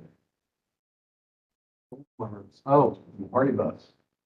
It was a long day. The air conditioning was not functioning properly on the bus, so by the end of the day, or the shuttle van, it was uncomfortably hot. Yeah.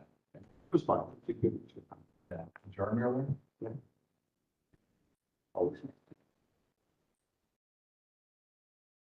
Have everyone, so moving swiftly, the UID 23-09-014, 829612 to 104 East 16th Avenue. Applicant is seeking a conceptual review for the construction of potentially contributing buildings on the site.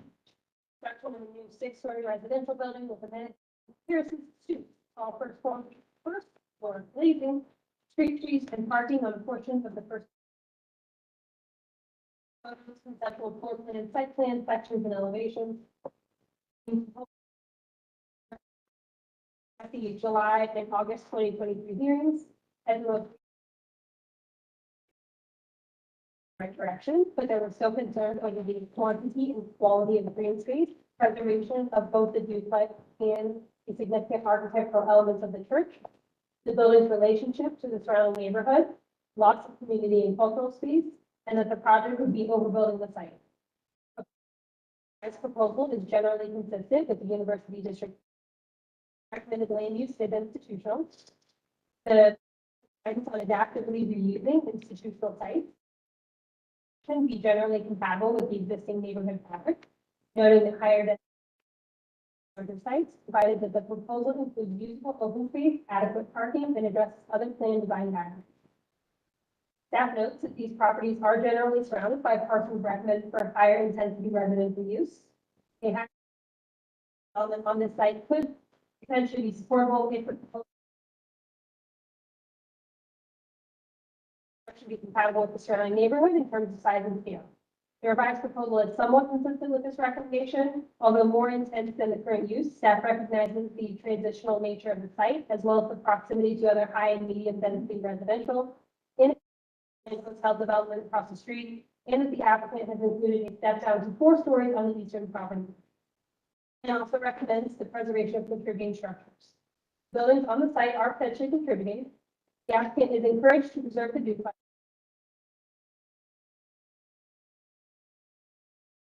with the church building, as the proposal exhibits a high level of site and building design, utilizes quality materials, and is compatible with the surrounding neighborhood. The university also recommends open space preservation be a primary consideration for the redevelopment proposal to multi-family buildings include stoops, porches, balconies, or other features to ensure they contribute to the street. Revised proposal is also generally consistent with these recommendations. Finally, staff recommends that the applicant continue to take the university design, materials, lighting, landscaping, and parking into consideration as the design continues to develop. The applicant should be mindful of applicable board standards and engage with the Department of Building and Zoning Services to identify any needed differences. No staff recommendation as it's still conceptual. Would everyone who would like to speak, please raise your right hand. Do you swear affirm to tell the truth, the whole truth, and nothing but the truth? Thank you very much. Would like to add any comments, any additional information? Well, we do have some information I'd like to pass out. Certainly. Possible. Now's the appropriate time. If one pass it down.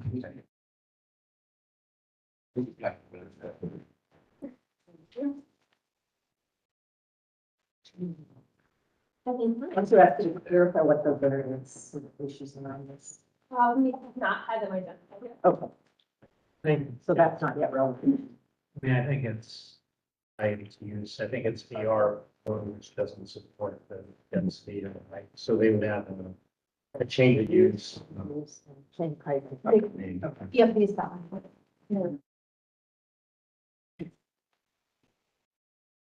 The Go ahead. So, what I'd like to do, if it's okay with you all, read the design changes, and then we can converse either as we go, or we can simply go through the changes that we've made, and then have you guys opportunity to respond accordingly.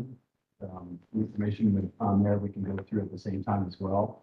Because one of the staff comments that came up was relative to the context. We've addressed that two different ways. One, with the supplemental information that you have, that we just handed out. Also, we did some that were in the original package that you should have. We did some artistic renderings of the project as proposed. Those renderings are built off of our Revit model. They are accurate based upon the model that we developed. If we can maybe go to the beginning for plan, and if it's okay, I'll just stand up here and sign changes that we've made. The footprint of the building is very consistent with what we've presented over the last couple of meetings in terms of the base floor plan. The floor plans on the upper levels is what's changed a little bit more dramatically in response to addressing the massing and the height and the scale of the building as such. So one of the changes on this plan that we did do is we originally had an entry in here because we had that non-communicating deck for the parking structure. We actually switched that, so we have one deck, but we are utilizing car stackers. So we still have the same amount of cars space previously, but that enabled us to bring down the height of the building a little bit, which was one of the more major issues from a parking or from a height perspective. And a limited driveway. And the limited driveway on the 16th side, which we felt was, the more dominant side, of the site. So the footprint, again, going back to that original plan, the goal was to preserve, retain the streetscape, the feel of the streetscape, the green space of the trees, and that's all consistent. We haven't done anything different with that side of the building. Again, what's changed more dramatically is what's on the upper side of the building. And as we go through these plans, I do want you to pay a little bit of attention to some of the design moves that we've made, because what we've really done is this part of the building and these three areas is really where the mass of the building was retained. We worked to step the building down at this corner, this element in particular, this whole side and this whole back side. We've introduced steps into the building, again, to address the scale and height of the building. So I think that's fairly important to look at, because even when you look at the existing church in terms of its orientation, towards the corner, as a recommendation that's come through these meetings, which I think was very positive, change to it, we've kept very consistent with how this building is sited in connection to how the existing church building is sited. So we felt that was a strong piece that we really needed to kind of make a point of. So from 16 side over. Right, yeah, the lobby is at the 16th side, so that's the main entry. We also, which will show up in some of the other building plans and elevations, we introduced more of a portico feature there. Again, trying to, create that element that's on that side of the building facing the corner as the dominant elevation, making it obvious. A lot of the other residential buildings in the neighborhood have those strong features on them. So we felt that was important to integrate something like that at the main entryway of the lobby space. the part of the building that actually addresses 16th Avenue in the corner. So this is the second floor plan. So it's very similar to what's happening on the first floor. So we can kind of go to the next plan up. Got them. So these floors, again, second floor, third floor, these are very similar. The first, second, and third floors pretty much match the first floor in terms of the building footprint on the perimeter side of it. Floors 4, 5, and 6 is what changes dramatically in terms of addressing the scale and size of the building. But here you can just even start to look where these nodes that are on the building are where the dominant parts of the building are. That is where, you know, the massing comes into play, particularly again on these 3 sections of the building. So if you can go one more plan, we could start seeing some of the changes that have occurred. So this part of the building, again, you know, we've got the townhomes on the side over here to the east. So this part of the building, we actually kept to a 3-story element, which we'll see in the renderings if you've already looked at those.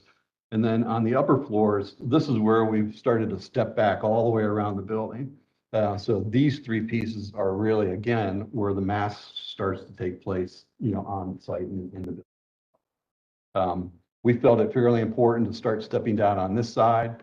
We felt it also important to give a little bit more relief on that north side of the building, which addresses the fraternity house to the north.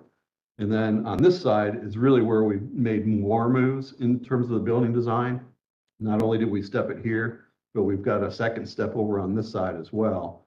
It creates more relief up against that eastern property line.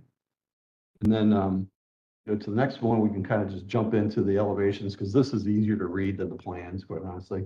But you can see what we've done here architecturally. We've reduced the scale of this piece. We've introduced a different, you know, mansard type roof element that kind of goes along with some of the other characteristics that you did. This is right about 35 feet, so it's fairly consistent with what's going on down the street. And again, you know, looking back at the street, you know, we feel it very important to, you know, keep making that point that, you know, retaining that green space, retaining the site is fairly important because that is really kind of what people see the most as you're engaged with the community, as you're walking or riding your bike, or I know there's some people driving, but you get a lot more pedestrians in this particular neighborhood. And you can see up on this side and both over here as well. You know, we've tried to keep these building elements fairly symmetrical in terms of, you know, creating some offsets, a little bit of relief in the building here and there. You know, we have a little bit of an entryway over here, but again, the main entryway is over on that far corner piece. And then over here on this side, this does step up 1 floor and then it steps back and then it steps up the other 2 floors there again. This is, a fairly representative view of what this would look like in a built condition. Again, you know, we're building the renderings off of a Revit model.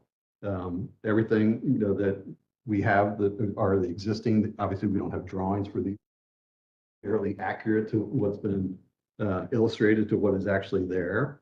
And then what's also important is on the other side, the left side, you know, there's these 3-story structures that are here that you do see, but again, because of the vegetation and such that they're not that obvious. But what's important is the other building that's on High Street does have more of a dominant feel to it and impact to this particular view than what you may actually think.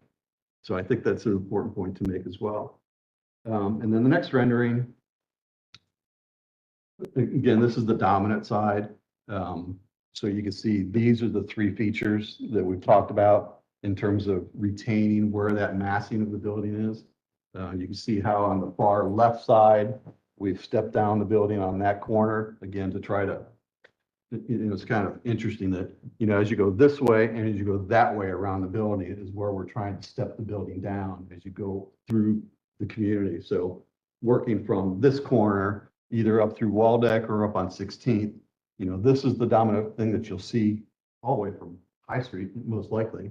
But as you go northward and eastward is where we're trying to step the building down and create, you know, the reduced massing of the building. Change the materiality of the lobby to kind of draw the dominant theme, right, of, you know, at the curve at 16th and Waldeck, that's kind of the primary.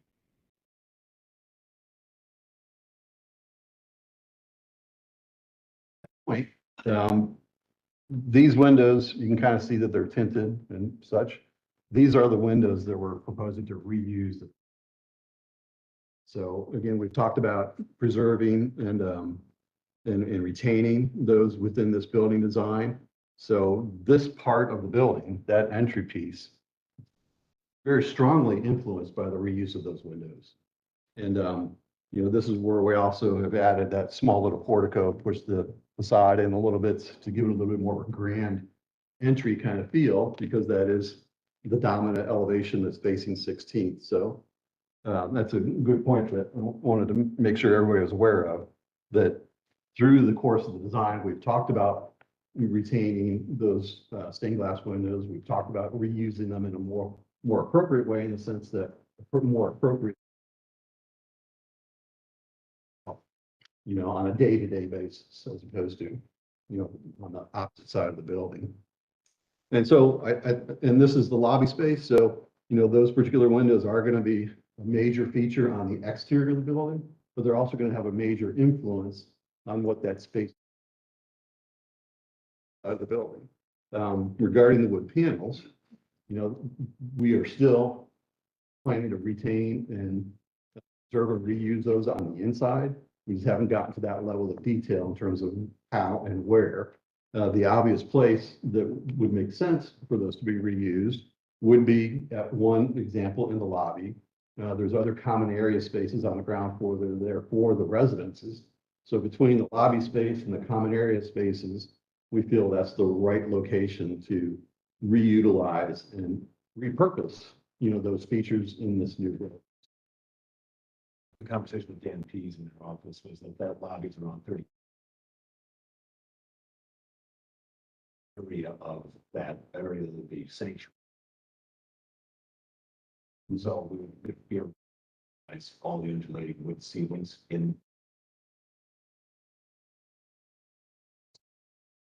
That's why this part is like 16 floor higher than like quality or, you know, a residential lot. You know, what it is today in a new and reused and in an adaptive way, which I think is the important part. This information, this is the same elevation that we've had for the last several meetings. And I think the purpose of this is that, you know, our concept we feel real strong about. And as we further develop that, you know, we keep going back to that as the guide principle, the guiding direction for developing the concept further as we move forward. This is a section that we've had in the plans as well. We've updated and revised it, you know, based upon the current massing of the building.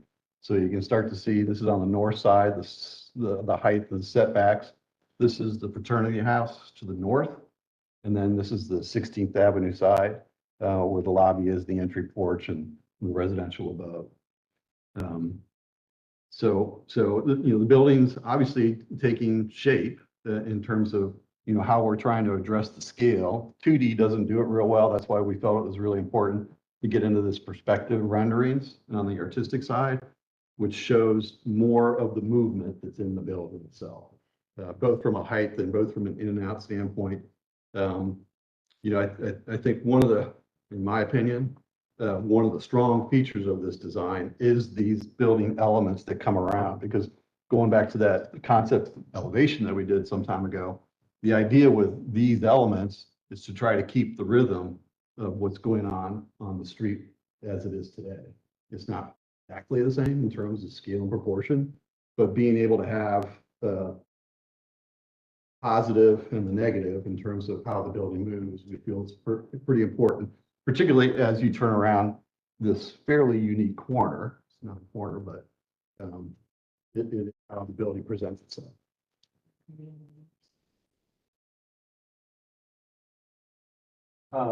Is anyone else speaking? Or We're going to see in support. I need to swear you in if you're going to say anything. So Right. you did, okay, we were looking over. Okay. Or you guys want to digest this some and have I a mean, conversation? Are you done with your portion of the? Well, I could always say more, but I'd rather start hearing from you all, because I think it's important to have that dialogue back and forth. What I wanted to do was point out the design changes that we've made from the last time we were here presenting. Address those changes. Okay. I mean, I think typically we hear from if there's any public member will help before we start going back and forth. So if you have anything. I'm just here representing the church and just wanted to reiterate that part of this.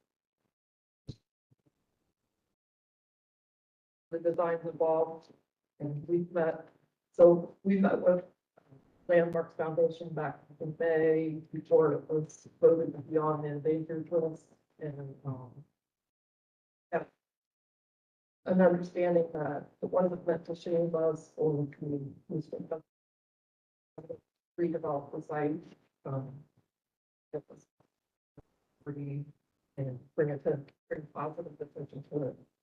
And we also met with Public Landmarks and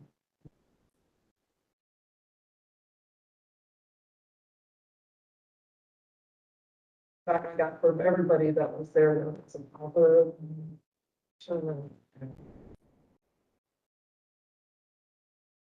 innovation and reuse of the design elements from the book. So the best and making them more accessible to the public right now. Nobody can see them, they're inside.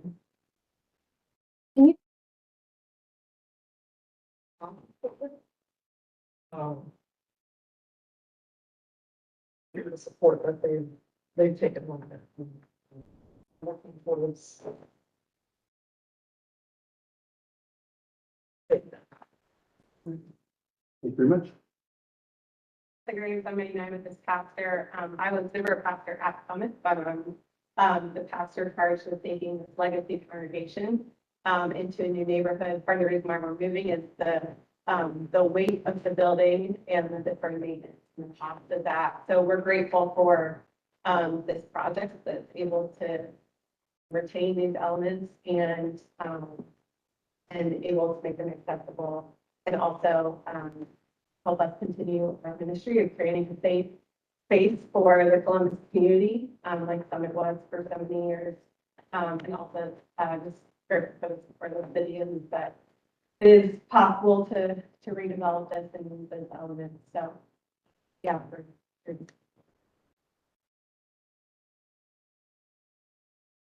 I'm David Fisher. I'm here on behalf of the church as well. I concur with all the statements made about these two ladies just now, that the church is fully in support of this project. A lot of time spent with the Landmarks Foundation.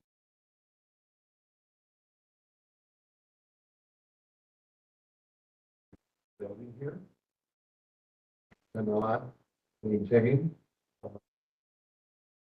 Church can afford to fix the boiler. So you have a situation where the structure of the building continues to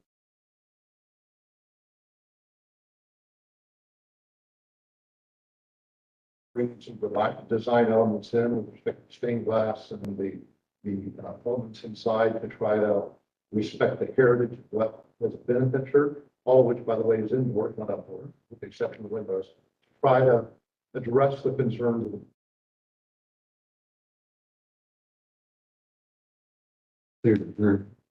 Yeah.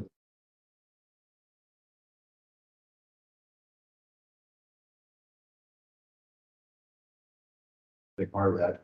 And they did ask be over there to do small presentations. 30 people. Part that showed up as a part of their tour that they were going on, which was very productive. I think it was good. Questions that we were able to address. Just out of curiosity, what was the church built? This building. Those interior elements were installed in 83.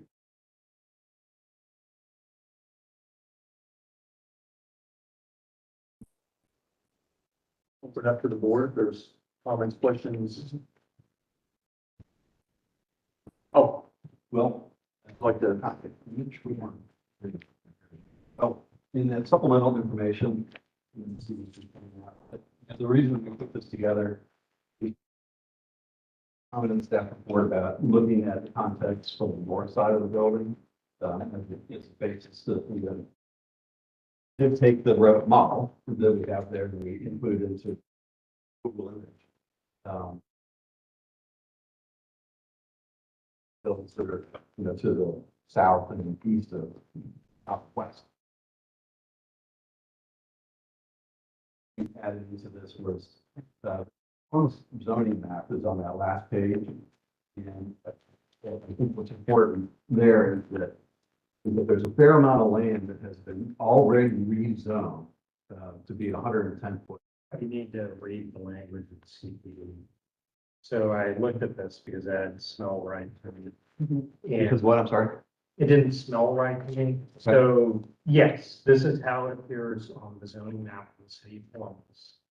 What you have to do is you have to look at the attached language on the parcels. And the language in the CPD specifies the heights based on the various properties. So the little wedge north of Waldeck, find it.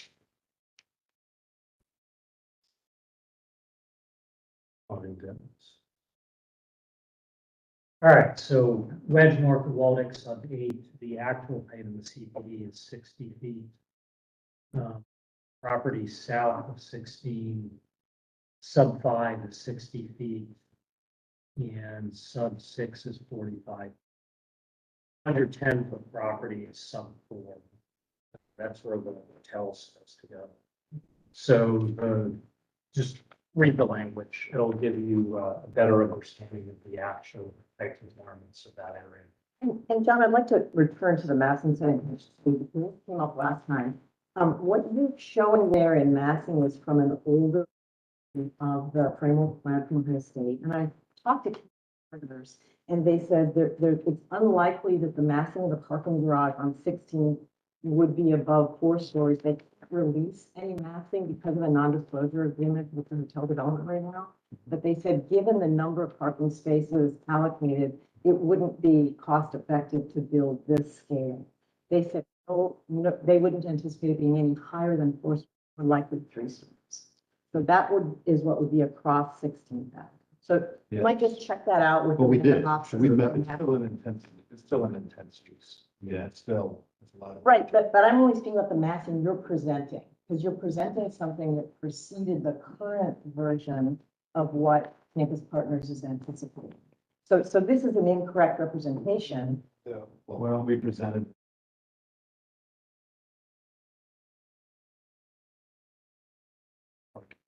Okay, And we met with the campus partners and they mentioned a 6-story parking structure. They didn't say anything about 3 or 4. Well, it's kind of irrelevant. That's not a 6-story parking. Like I said, that last property was 45 foot max. If they're on that parcel, they're not going to be above 45 feet. That's your 12-story hotel on the renderings more than 110. You know, you're kind of doubling the adjacent office building, but the office building has a high floor. That one in particular. So, you know, I don't take this massing study.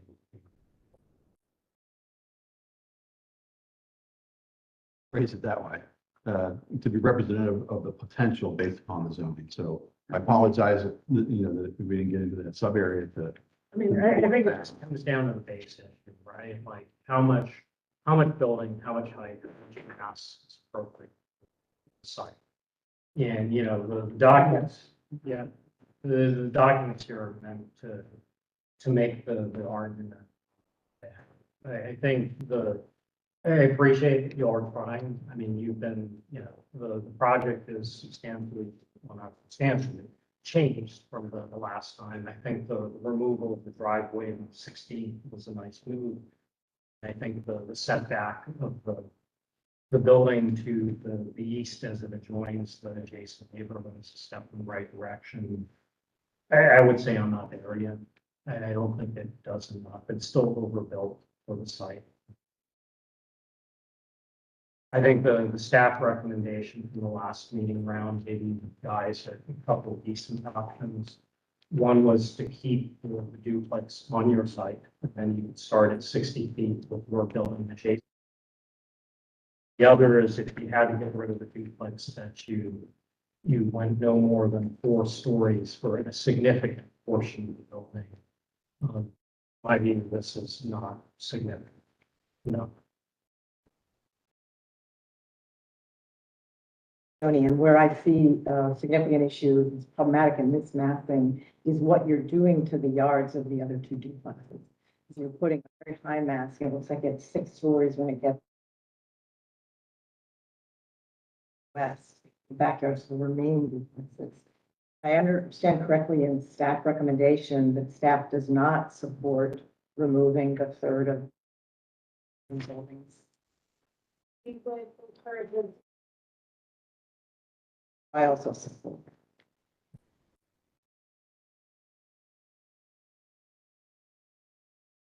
Others?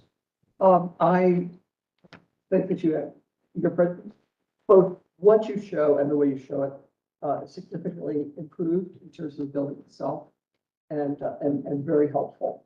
I continue to have the same problem, and I suppose I will until it is inevitably going down. I have a great problem with the sacrifice of that interior space, the sanctuary of the church. It bothers me that we, in terms of preservation, we sort of think a contributing building is a contributing building, a duplex. Yes, that's nothing wrong with that, but we don't give any more credence to the importance of saving a unique architectural space that has a greater significance. And personally, I'm going to, like I said, have problems voting with something that eliminates the possibility of alternatives where that might be saved. And until I know that those alternatives are totally out of the question. And then, like I said, it disappoints me that when we talk about preservation, we basically talk about age. We're not giving additional status in terms of importance and quality and uniqueness.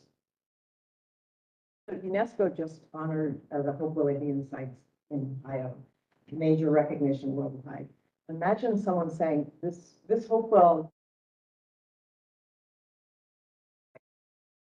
and as a sacred space, we don't really understand it, but it's really important that we keep these parts. So why don't we take this mound and we'll move this mound a couple blocks away and we'll preserve that mound, and then we'll take this mound and we'll put it here. You're taking somebody else's sacred artifact and you're eviscerating it and sort of basically using the parts. I fully respect the fulfillment method.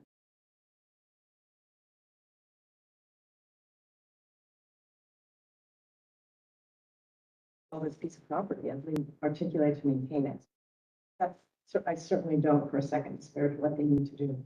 What I'm really concerned about is the lack of understanding of what historic artifacts mean. Why did landmarks identify this as one of 5 endangered buildings in Columbus?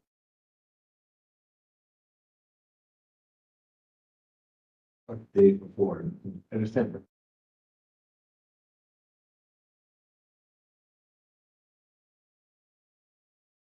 All right, inspectors, this is called the Indianola Forest District. Well, Dave's not here. So was another meeting, conversations with him. Our understanding that this is not a designated historic district. How is that relevant to the question of why this Well, is an endangered building? So we're contributing.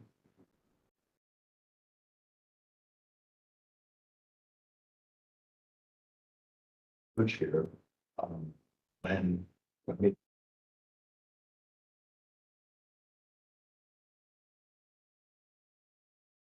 Parks walk through, we said our intent is not to prohibit site. You know, I think how pretty some of those interiors were. before it was a sanctuary, it was. Mostly here is to take, you know, you can.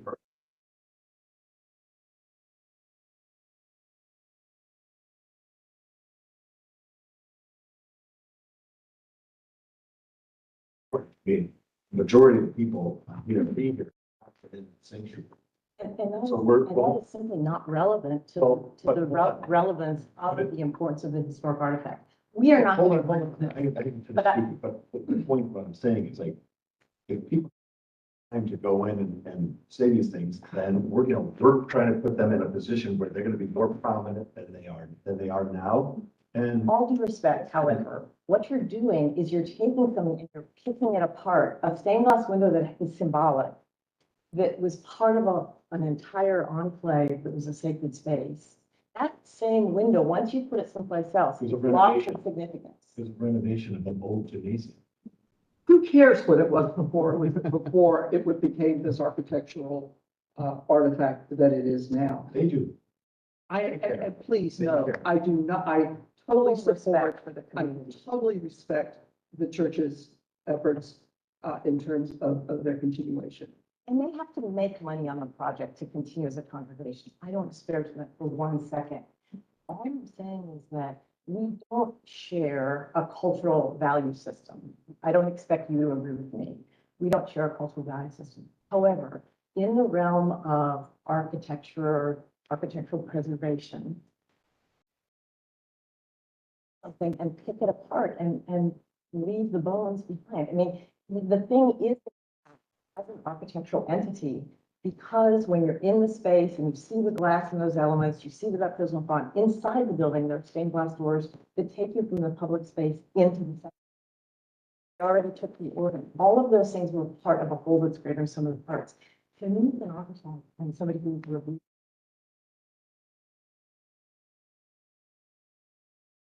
I put the curvilinear undulating ceiling here. We're gonna put these windows here, let everybody look through them from both sides and pretend it's the same thing.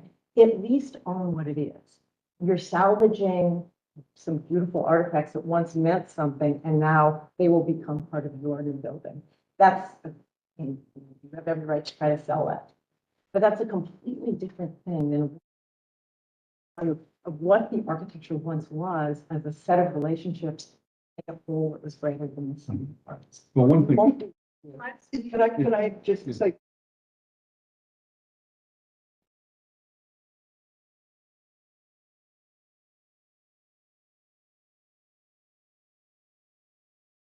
Part of the original, but.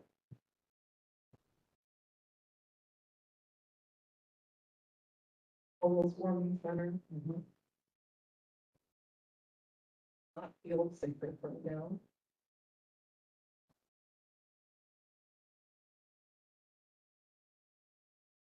And hopefully, like, at least preserving these beautiful things.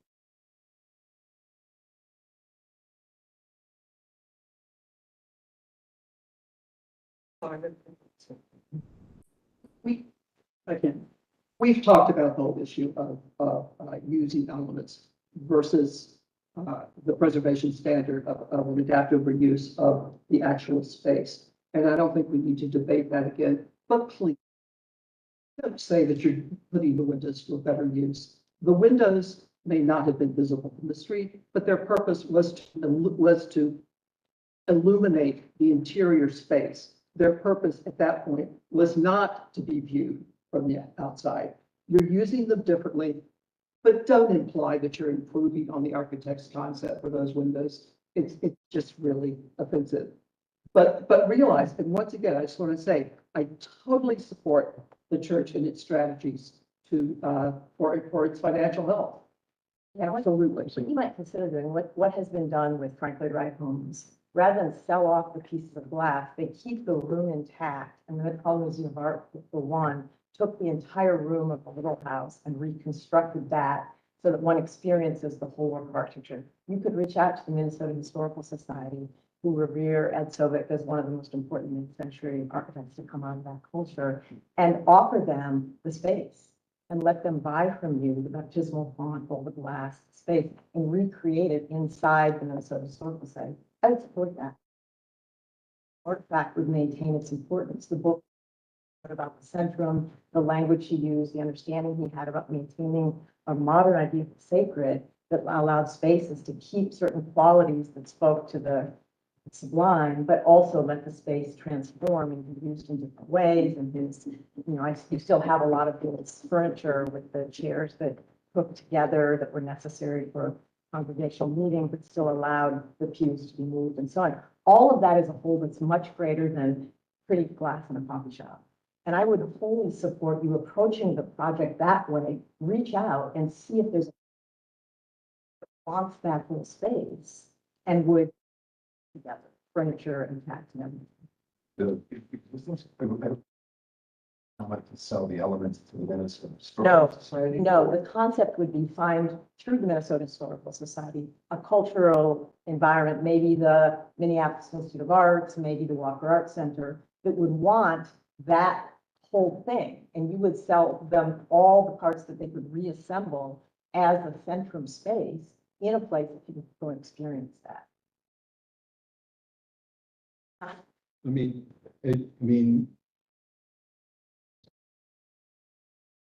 Conversation, so not an argument. Church when it was built had the gymnasium, so into the sanctuary space. All of those elements brought in pieces, right? Finished. By an individual. I understand, and I did reach out to Ralph, and I have not heard back from him. Because I did have a conversation, and I will try to reach out to him again. But when out a space, this room, just take this room. Something to it to convert its use. That's what happened in 1983. And they very plain room of a gymnasium, by purpose room, and made it something different. So our perspective, I know our perspective is not the same, but from our perspective, if we're actively reusing those critical elements in such a way that they serve the same purpose, but in a new use. Your idea of the purpose and use. Well, in this case, from a use perspective, is how is it used? So in the church, as it was used, is a sanctuary space for congregation. So it's an assembly space. Where we're proposing to reuse those elements is also an assembly space.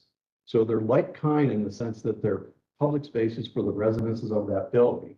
And they're there for the purpose of retaining the heritage of what it once was and what it was used for. It was there for the people.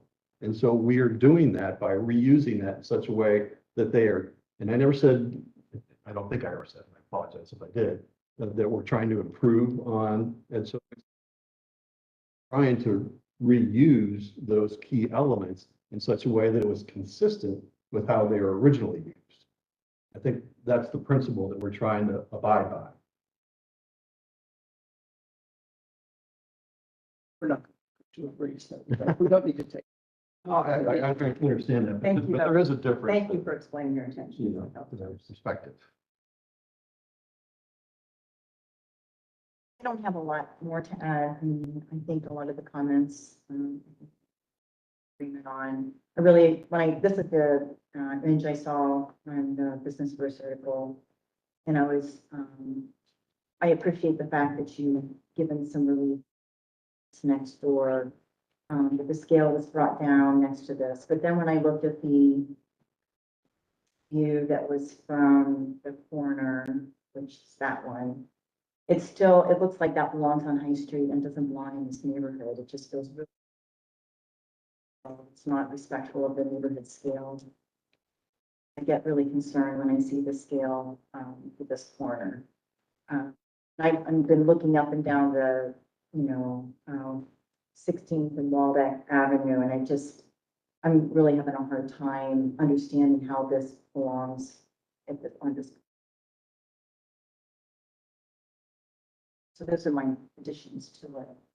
But I do appreciate the fact that you did bring the scale down in the areas that you did. In the site drawing, I saw that you took the setback down, increased it to 12 feet, which I really appreciate.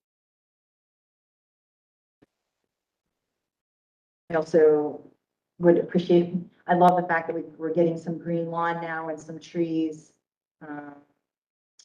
towards the sort of the Y. But it's still just way overscale. So, how many, you said that you diminished the number of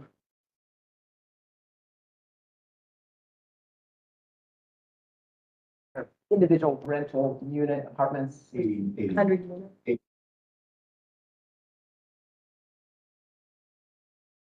375 is the bed count, the unit count. Say again, That that, 375 is the bed Bed count, count. not unit count. just over an acre, right? 1.12. It's just a little over. Yeah. 2,000. Yeah, that's right.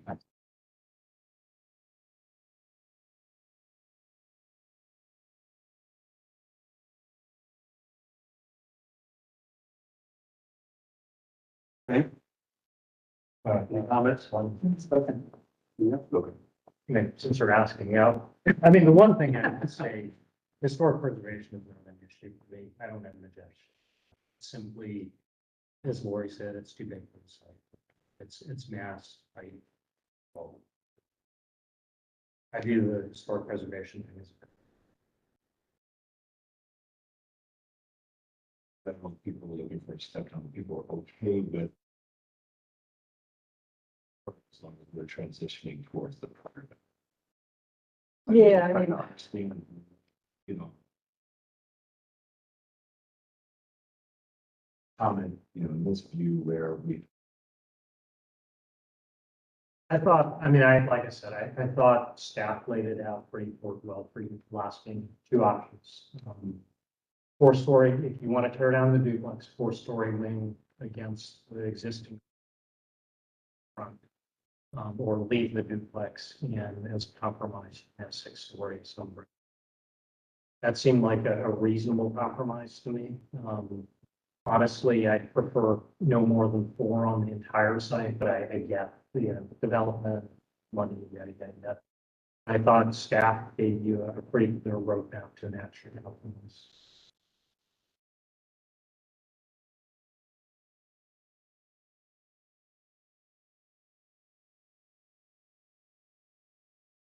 Talking about this wing here. This.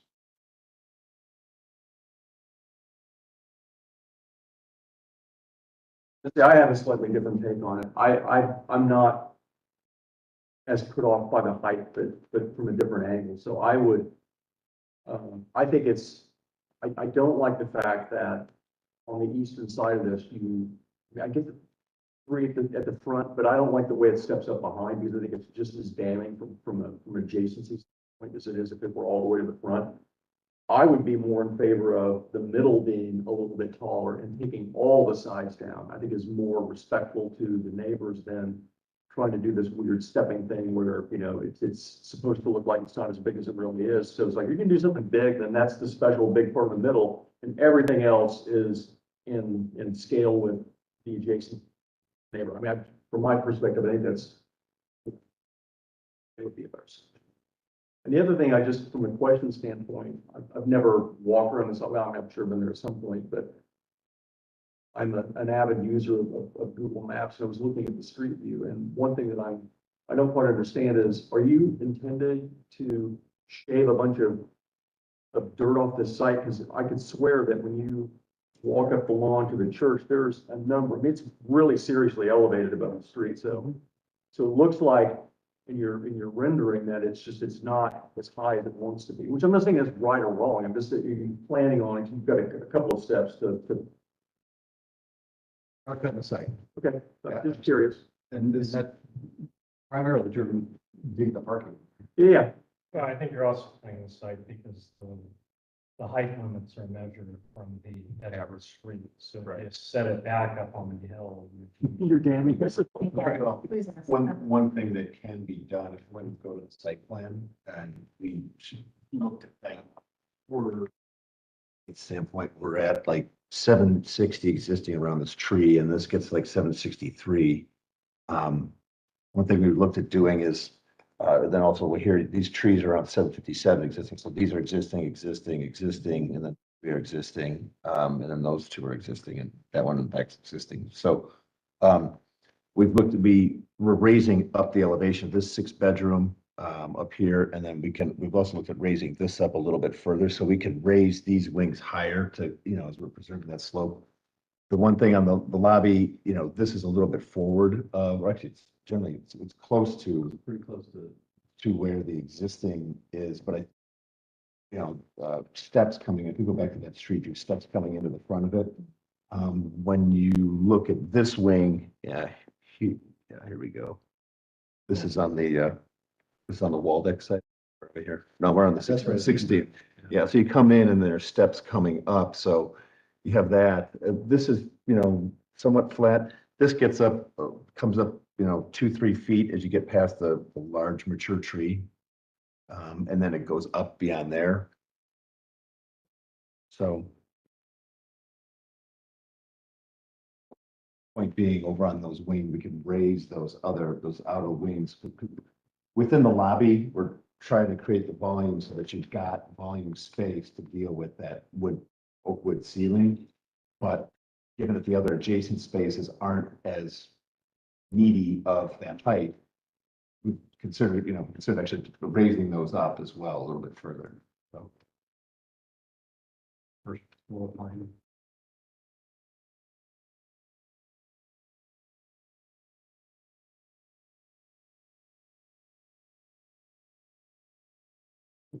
Particularly on that eastern wing.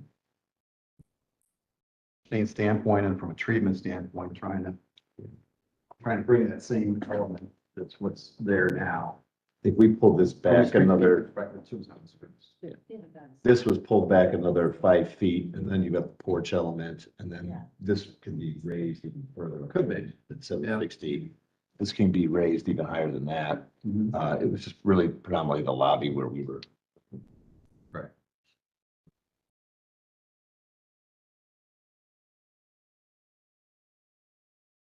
Would, I guess, just.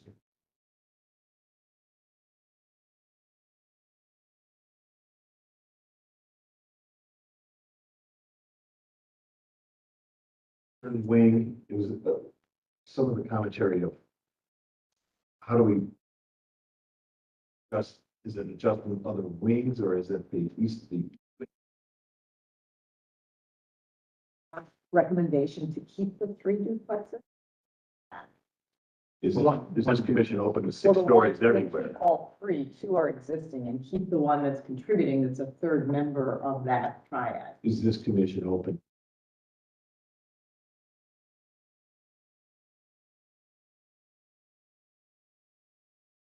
That's what it sounded like. No.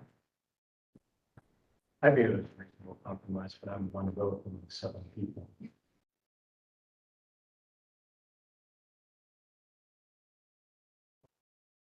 Yeah, I mean, that's why it's staff recommendation. I mean, you got 7 people, as I told the last applicant, you can count all this is just. Figure out how to get there. I thought staff support was reasonable, but. Talk to him about.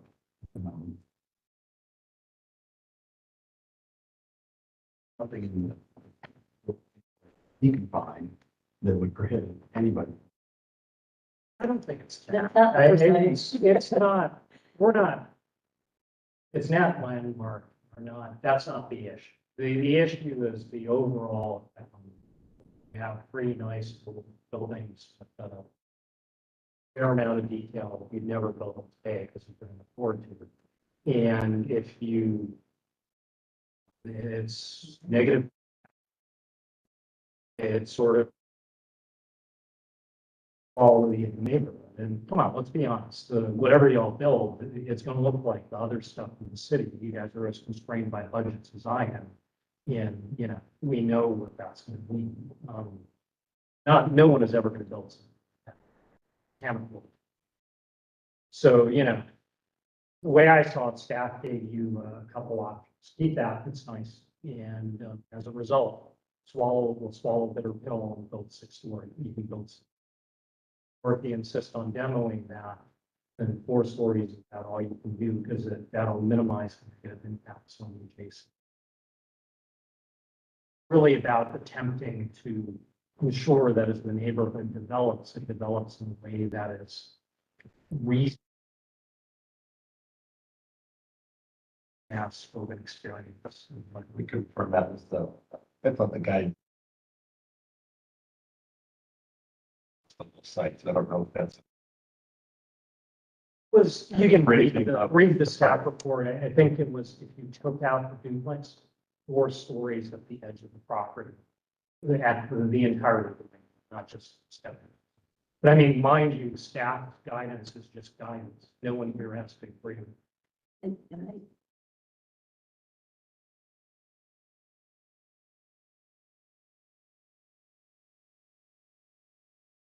to work toward massively center your site and collecting this, and having, you know, the fighting the fraternity behind up higher toward that northern site is less of a problem, because at that point, what you're shading is the parking lot. Low as possible, 4 stories on the side and adjacent to the free. And work up behind it, you still have to make sure that light into those backyards, which is why Carrie's point, I think, works for me, is you build up in that direction instead of having taller massing all around the center. I would agree with that. Coach.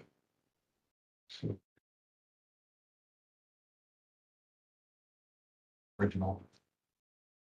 And I also recognize what you're doing with the massing of the 3 elements, to try to have some formal Right. cohesion on those symmetrically, locally symmetrical spots.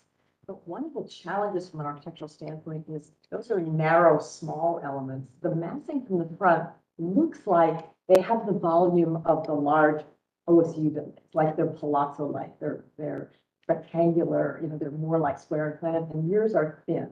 So from my point of view, that it doesn't have a lot of architectural integrity. So rather than relying on symmetry of and the colonnade at grade, because those are street friendly, for me, and I know that the Hillel properties, the ownership of those houses are pretty vulnerable. That Hillel is very likely to bring that into higher housing, which for me suggests that Waldeck would be the better street to build the massing to stories and keep it lower on the eastern side of your site and on the 16th Avenue side. So that's still a massing element to conceive of and to make work well, because now what I described is something that's asymmetrical across the site, but that's the design opportunity. I would suggest you come out to the street at Waldeck with something larger and keep everything on 16th to look like it has the integrity, even of the new house across the street and the Scholar House. Keep all of those within the realm of the same kind of fabric that we described in 36. Would you be willing to?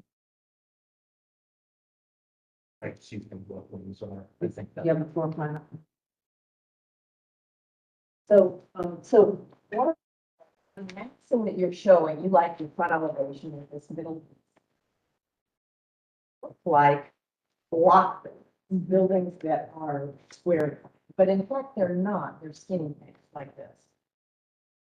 Watching what's really going on behind it. And it's a lot to maintain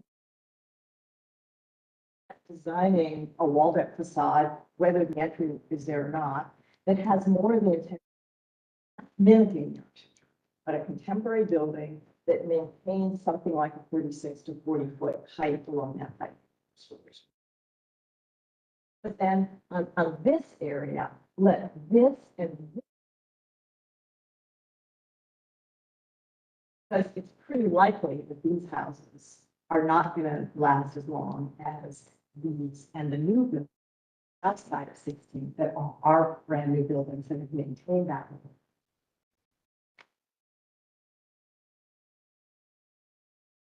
This, you know, as an L-shaped building, it looks like it's building these smaller buildings. So the kind of formal integrity I'm talking about is the elements get formed not to look like other houses, but to at least be buildings that have the integrity of what the form looks like, correlation between plans, space, And this is a very different kind of building. It's where the majority of the residents are. And maybe they can look over, what's a nice roofscape and roof line, or at least over that distance. Question on, with respect to I understand the desire to kind of keep all three duplexes. One of our things is we're wrapping the building around here and then creating a envelope, as you will, with sufficient distance around that mature tree is we eliminate the duplex, then we're pinching this wing in closer to the tree. So I think we're just trying to, Protect the tree. protect the tree.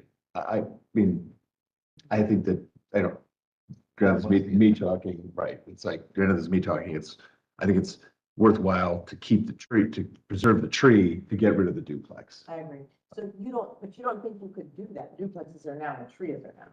You don't think you could keep both? No, because the duplex is sitting like right here. I'd have to like take this wing and, push it in, and I want to give plenty of birth to that tree. It's, less. I guess that's the way I would use that. It's helpful. Yeah, I mean, if we could basically, adjust this. I understood maybe dropping the front of this lobe some, here, and then taking this wing down further. Yeah, I'll try to say more clearly what I was trying to say. What I'm suggesting is you reconceive of what 15th Avenue is, where the existing buildings that are contributing have a mass and have a quality of the way they look, the way they approach the street, and they are set back significantly. So they are set back quite a ways back. I don't think that this tree would be compromised, but on the 16th rear facade would give a formal continuation of the street that's there. And not try to copy the existing buildings, not try to make independent buildings, but try to make a new architecture that looks good along. This has to do with things like the height and cornerstones and probably spoke groups. So that then what you would do is treat the that side and the back side as a different architectural element that obviously has to speak well with but that allows you then to go up to your full height. I could live with 6 stories on all that. I could live with 6 stories on the back because all you're doing is shading the fraternity parking lot, and it's wide. They're still going to have plenty of daylight into their building. But not having the height here with this kind of mapping that's not very legible, you can't really figure out what's happening as these things step up. That then also still compromises the thing that you're trying to. Not doing it if you're shading your entire yard.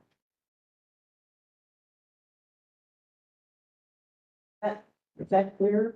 Yeah, and those 1, 2, 3, 4 elements that face those 6, that was the intent, was to try to give them a scale and proportion. Should heard everybody say is they look more like they belong on High Street. They're building. It looks like it has the proportions of the 2 OSU buildings, which we call a palazzo, right? A squarish round plan, but a palazzo is carved out in the middle so you get daylight from the building. But in fact, when we see your plan, we realize how narrow those are. They're skinny. Because you get high right away. See, they're skinny. Concept rather than the U shape. In here? On the exterior corner side. A, B, C, right? That's the side you showed us. Where when we see those look like buildings that have the proportions of a palazzo, which we would then expect light into the center. Instead, they're narrow in this dimension, right? You see the plan, they come up like this, so then you can step back. So really, I'm describing a different concept, but one I think could work for economic numbers and the right numbers of beds with the height we want. Those higher areas in a way that make continue to have a certain amount of integrity, than what's across the street, and sacrificing what's happening on this side. Recognizes right now there are 3 small massive buildings, but they'll also sell them and turn those into high-rise Housing too. wasn't John, wasn't.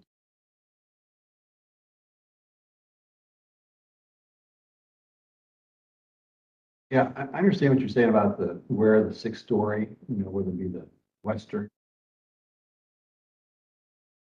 With the comment about, I understand the width of the. Discussing them, but the depth is not achievable. No, no, and I'm saying that's fine. That's not, the strongest part of your idea. You're conceiving of a building from a facade standpoint, not as a massing, not as a holistic. You're looking at it from a facade standpoint. And telling. We feel that's fairly important because this is a very irregular site, the shape of it. And so you can't get a normal rhythm in the, pie-shaped site that it is. If you'd suggest?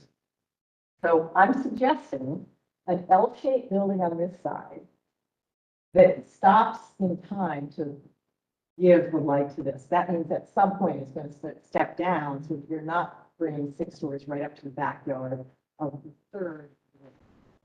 So that's going to take some nuance, but that gives you all of this dimension for the higher element. And then figure out the kind of relationship you want at a corner. That's still going to be your entry coming somewhere.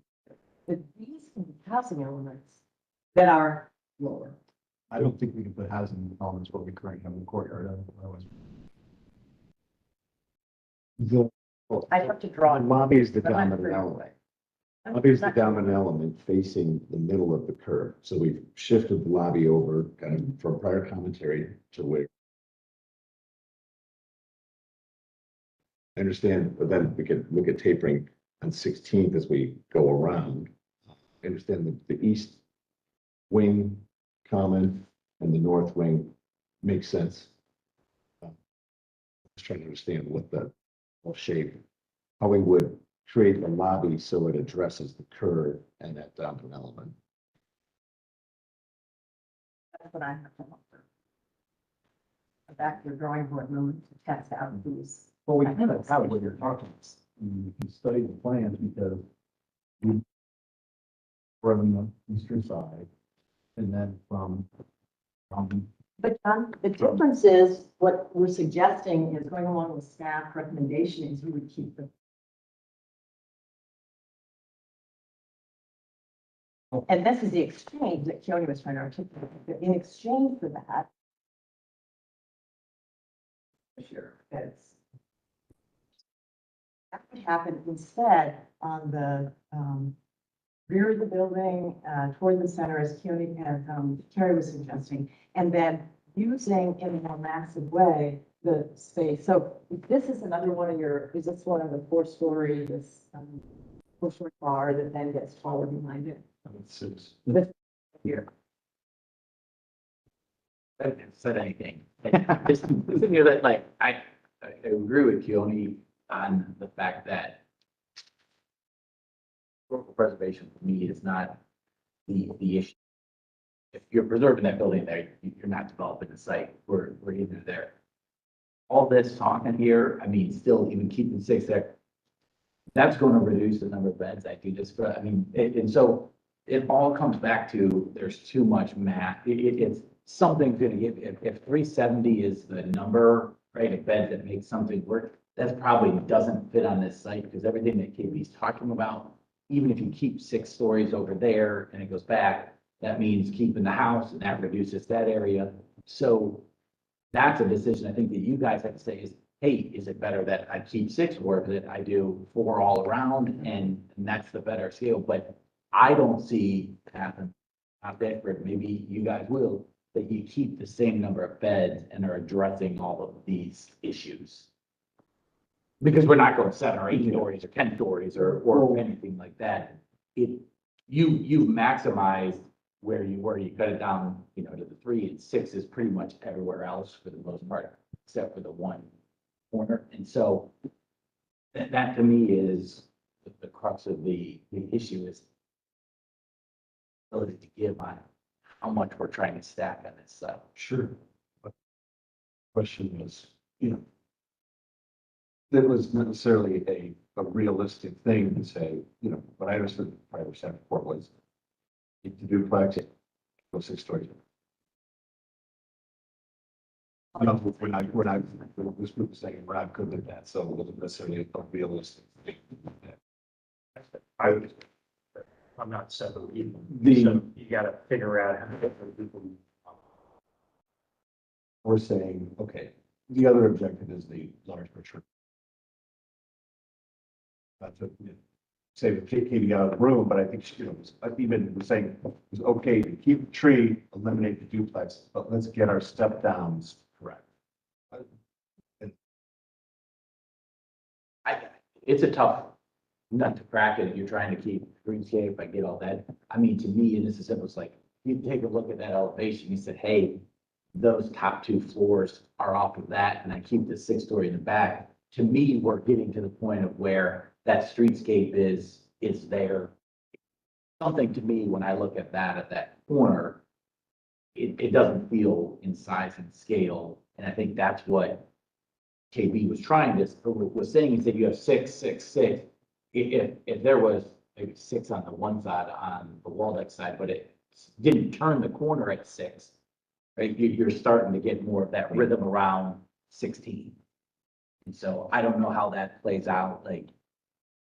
No, this is good. I feel like there's actually some clear direction as to what we can take. How do people feel about the rhythm of the shape of the building? Because does the shape of the building make sense? Of the 2D plan shape? What the architects answer that. I think the fundamental issues now is all, I'm not. Articulation.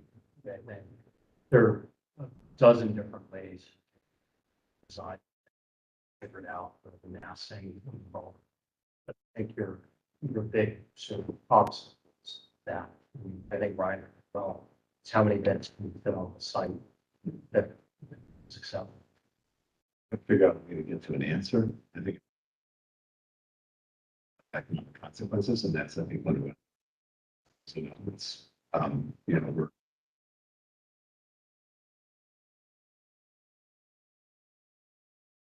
green space and equivalent green space to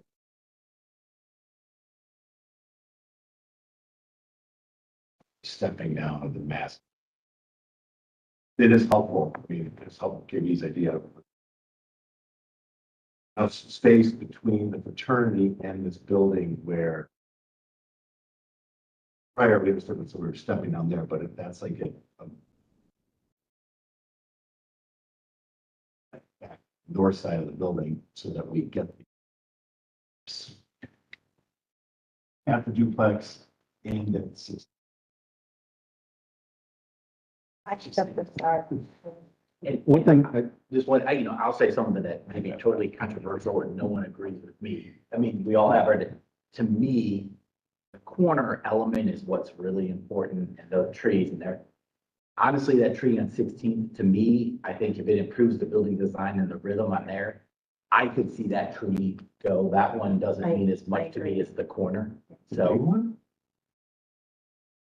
I mean, Well, we all have different opinions. if it reads the It's not better like we design, all. that's why I said, it's dangerous saying that, When the but if that developer gets offended about preserving a tree. But those trees at the corner and those to me, I mean, it's a beautiful tree, but like that corner element and the green space there to me is more important than. That's why that view, when we see that corner view, that's super important because everybody sees it. That's how everybody Right. is introduced to the building. I'm not as in favor of having that lobby on the corner. I don't know how you're gonna get to it because you're going across the Y, like you're gonna come to it at a corner like it is right now. So I'm thinking, how am I gonna get to the lobby? Like right there, how am I gonna get to the lobby? You do right now. Well, yeah, Right up- and right up that- right if up you that look at middle the spot. site plan, yeah, if you look at the site plan, you're going around a Y. Well, it's like right up the middle. Yep, We're not. but where are the crosswalks at? Where they are today. Yeah, well, truthfully, Wherever the kids stuff, yeah. I'm just kind of looking at this. But our This sidewalks, might be easier. our So sidewalks right where it is today. Yeah. cross here and This one seems precarious. I'm sorry. Here. You look at that, that looks precarious. This Y is in the middle, right? So I see that corner, right? It just seems like it wants to go across to the Y. We had a similar thing at Prince Hall, and we're like, what, are we gonna cross the traffic circle? I mean, how are we getting to the building? So I don't know. I mean, I appreciate, this seems like logical, right? Like I'm coming in, this seems precarious. When you look at that Y, how you come into the building. So we all have different opinions about how the architecture gets, completed. But when I saw that elevation that you did, and I totally get the Revit model. The biggest challenge I'm having with the Revit model is it makes a 4-story, a 5-story, a 6-story look flat. It looks like a 6-story. So if you gray out the back and you can see what the real 4-story building is in front and make that more prominent, it feels better, right? If you go back to the Google Street view and you look, I'm gonna have you do something. So you look towards High Street. So go up Waldeck a little bit. There is a sidewalk on that. No, go up Waldeck a bit more towards the north. Way, go up that way. Okay, now look down towards High Street in between these buildings. Where the 6-story building is right there. Prospectively, you don't see it as 6 stories, right? Angles of by which you're giving your perspectives are a little bit higher, so you're seeing everything. If you give all your perspectives from where the viewpoint is of a person standing, you won't see a lot of the 5th and 6th stories if it's perspective. We don't see that 6-story building. It looks almost in line with your houses right there, right? So that's why it's really dangerous showing two-dimensional pieces of thing, because it doesn't really show the building how it's going to be viewed. So this is viewed at a little higher. What, you're probably 20 feet 20 up. feet, yeah. I think it would help you. No, I understand, I appreciate that. But I want to ask, you know, because I think I heard that there might not be much importance on that big tree. I said, that was my statement. Well, Controversial we have an expert in the room. No, I'm not an expert, but I mean, I will say that, It's as an it relates to this, that as it relates to saving trees, everyone should go up and look at what they're doing at Thomas Worthington High School in Worthington, because they're adding into the building, and they've got this block of really fantastic trees that's between 161 and the building. They're expanding the building, and they built one hell of a fence around it, which you need to do, and it's beyond the tree line. So when you're gonna save trees, you just need to understand what you really need to do. So it's not a little dinky fence that, Contra, I need a bobcat over there. It's like, don't even pretend you're gonna save the tree, because it might live a year or two and it's gonna die. So I'm just saying, it's an impressive tree, and it's gonna take many, many years to plant a tree that's ever, gonna attain that stature and have that kind of, impact on the character of the street. So, I mean, shame to lose it. See it die. Well, no, I'm saying you can save trees, but don't kid yourself about the measures that you need to take to protect it during construction. You can't get anywhere near it, ever, period. Right. So, Let me ask a say stupid question, but elementary. I mean, the tree, it's a wood tree, it's an acorn. maple kind of, that, if it's got acorns, it's an oak. I don't think you know. It's still so. One on the corner, one of the curves of Maple. That's a sycamore. Those are sycamore. Well, that's an oak tree. Yeah, something like that. I think the other one may be a purple leaf maple. And it fits pretty well in that. I mean, to me, it just fits well in that. Great, Great, it's big.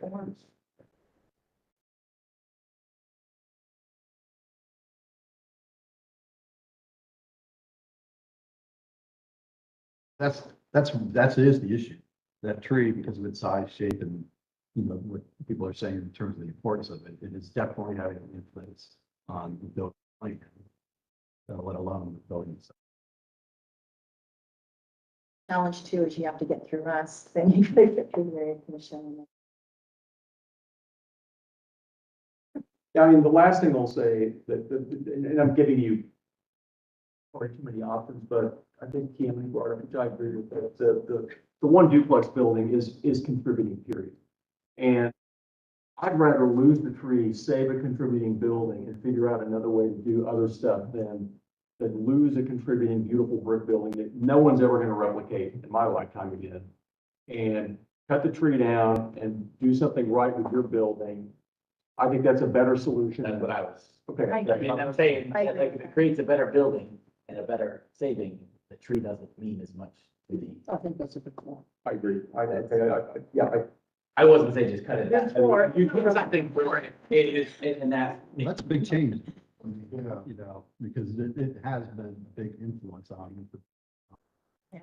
Well, okay, but here's the thing, as it relates to everything this board does, I think it's, I don't want to say everything's been good, this isn't a wheeler dealer situation, but everything, there's trade-offs. So it's like, okay, I'm taking away this, but in return, I'm giving you this, and it's more substantive. So, I mean, we're open to those types of discussions, so. I mean, the other part about it is Katie talked about rhythm, right? I mean, unfortunately, there's no tree in there, there's parking lot, there's not a rhythm to the street trees, and if you can recreate you're keeping that duplex and there's a building in the size and scale and the street trees fit with what else is down the street, you're adding and not taking away, in my opinion.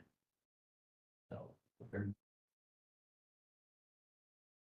You have enough to, I mean, I guess the dominating thing was green space, so we did that, but it's probably got there, so it's still 180, like.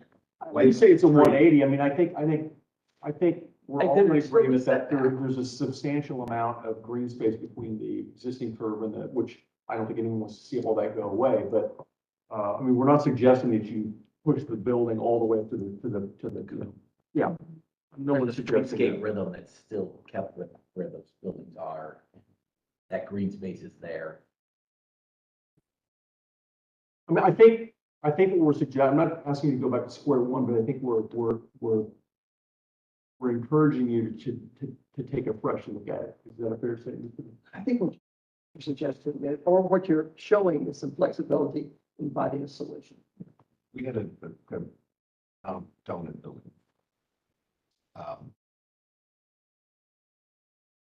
That we.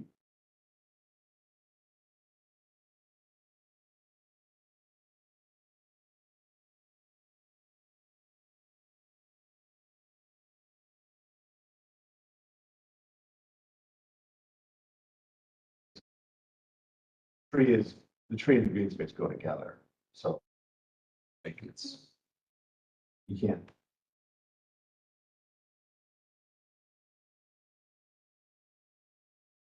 We're not gonna solve it here. So, I think we've given you enough to consider. I mean, I think there's a lot of options, so.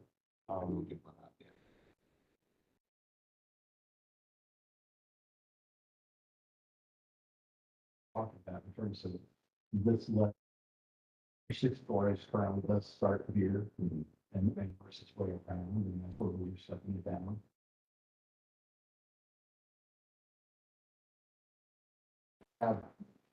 We're in that direction.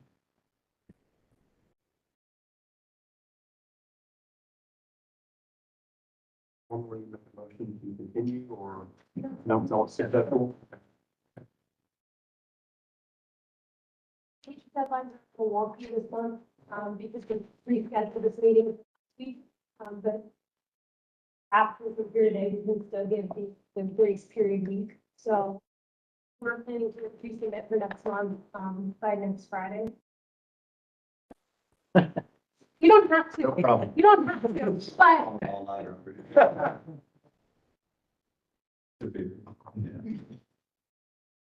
Well, obviously, we want to keep the ball rolling forward. Trying to advance the actual thing, as much as we can within the time frame we have. And that takes more time. And get to is whether or not we can, and we'll use the word go words, but really, so when we have a week, come up with a massive plan. You know, obviously, we gotta do a unit count when we do that. Our presentation to you on the next go around, and not have as much. I think we're less concerned about rendering at this standpoint, and I don't think, we're more concerned with, yeah, general massing and where it goes on the site and how it puts them in context and we're not concerned about how the building looks right now, and it's more about the next step two. Yeah. Good. I mean, more information is always better, but, you know. Well, I mean, we've given you a lot of information, so I think you understand what the program, stands for. So it really is a passing problem that we have to solve. Okay.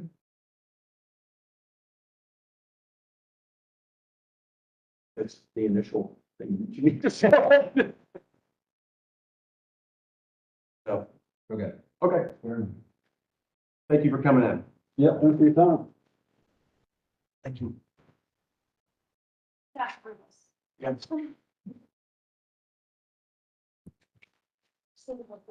I can't give, I'm not supposed to give motions, so.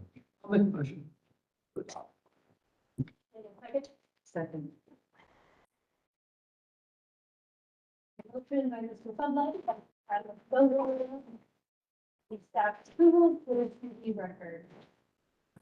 Fleming, Yeah. Ms. Bozeman, Yes. Mr. Yeah, thanks, everybody. Thank you. Mr. Reeves, Yes. Mr. Sublette, Yes. and Mr. Sanders. Yes. Motion carries. We're concluded. Coordinate the video feed.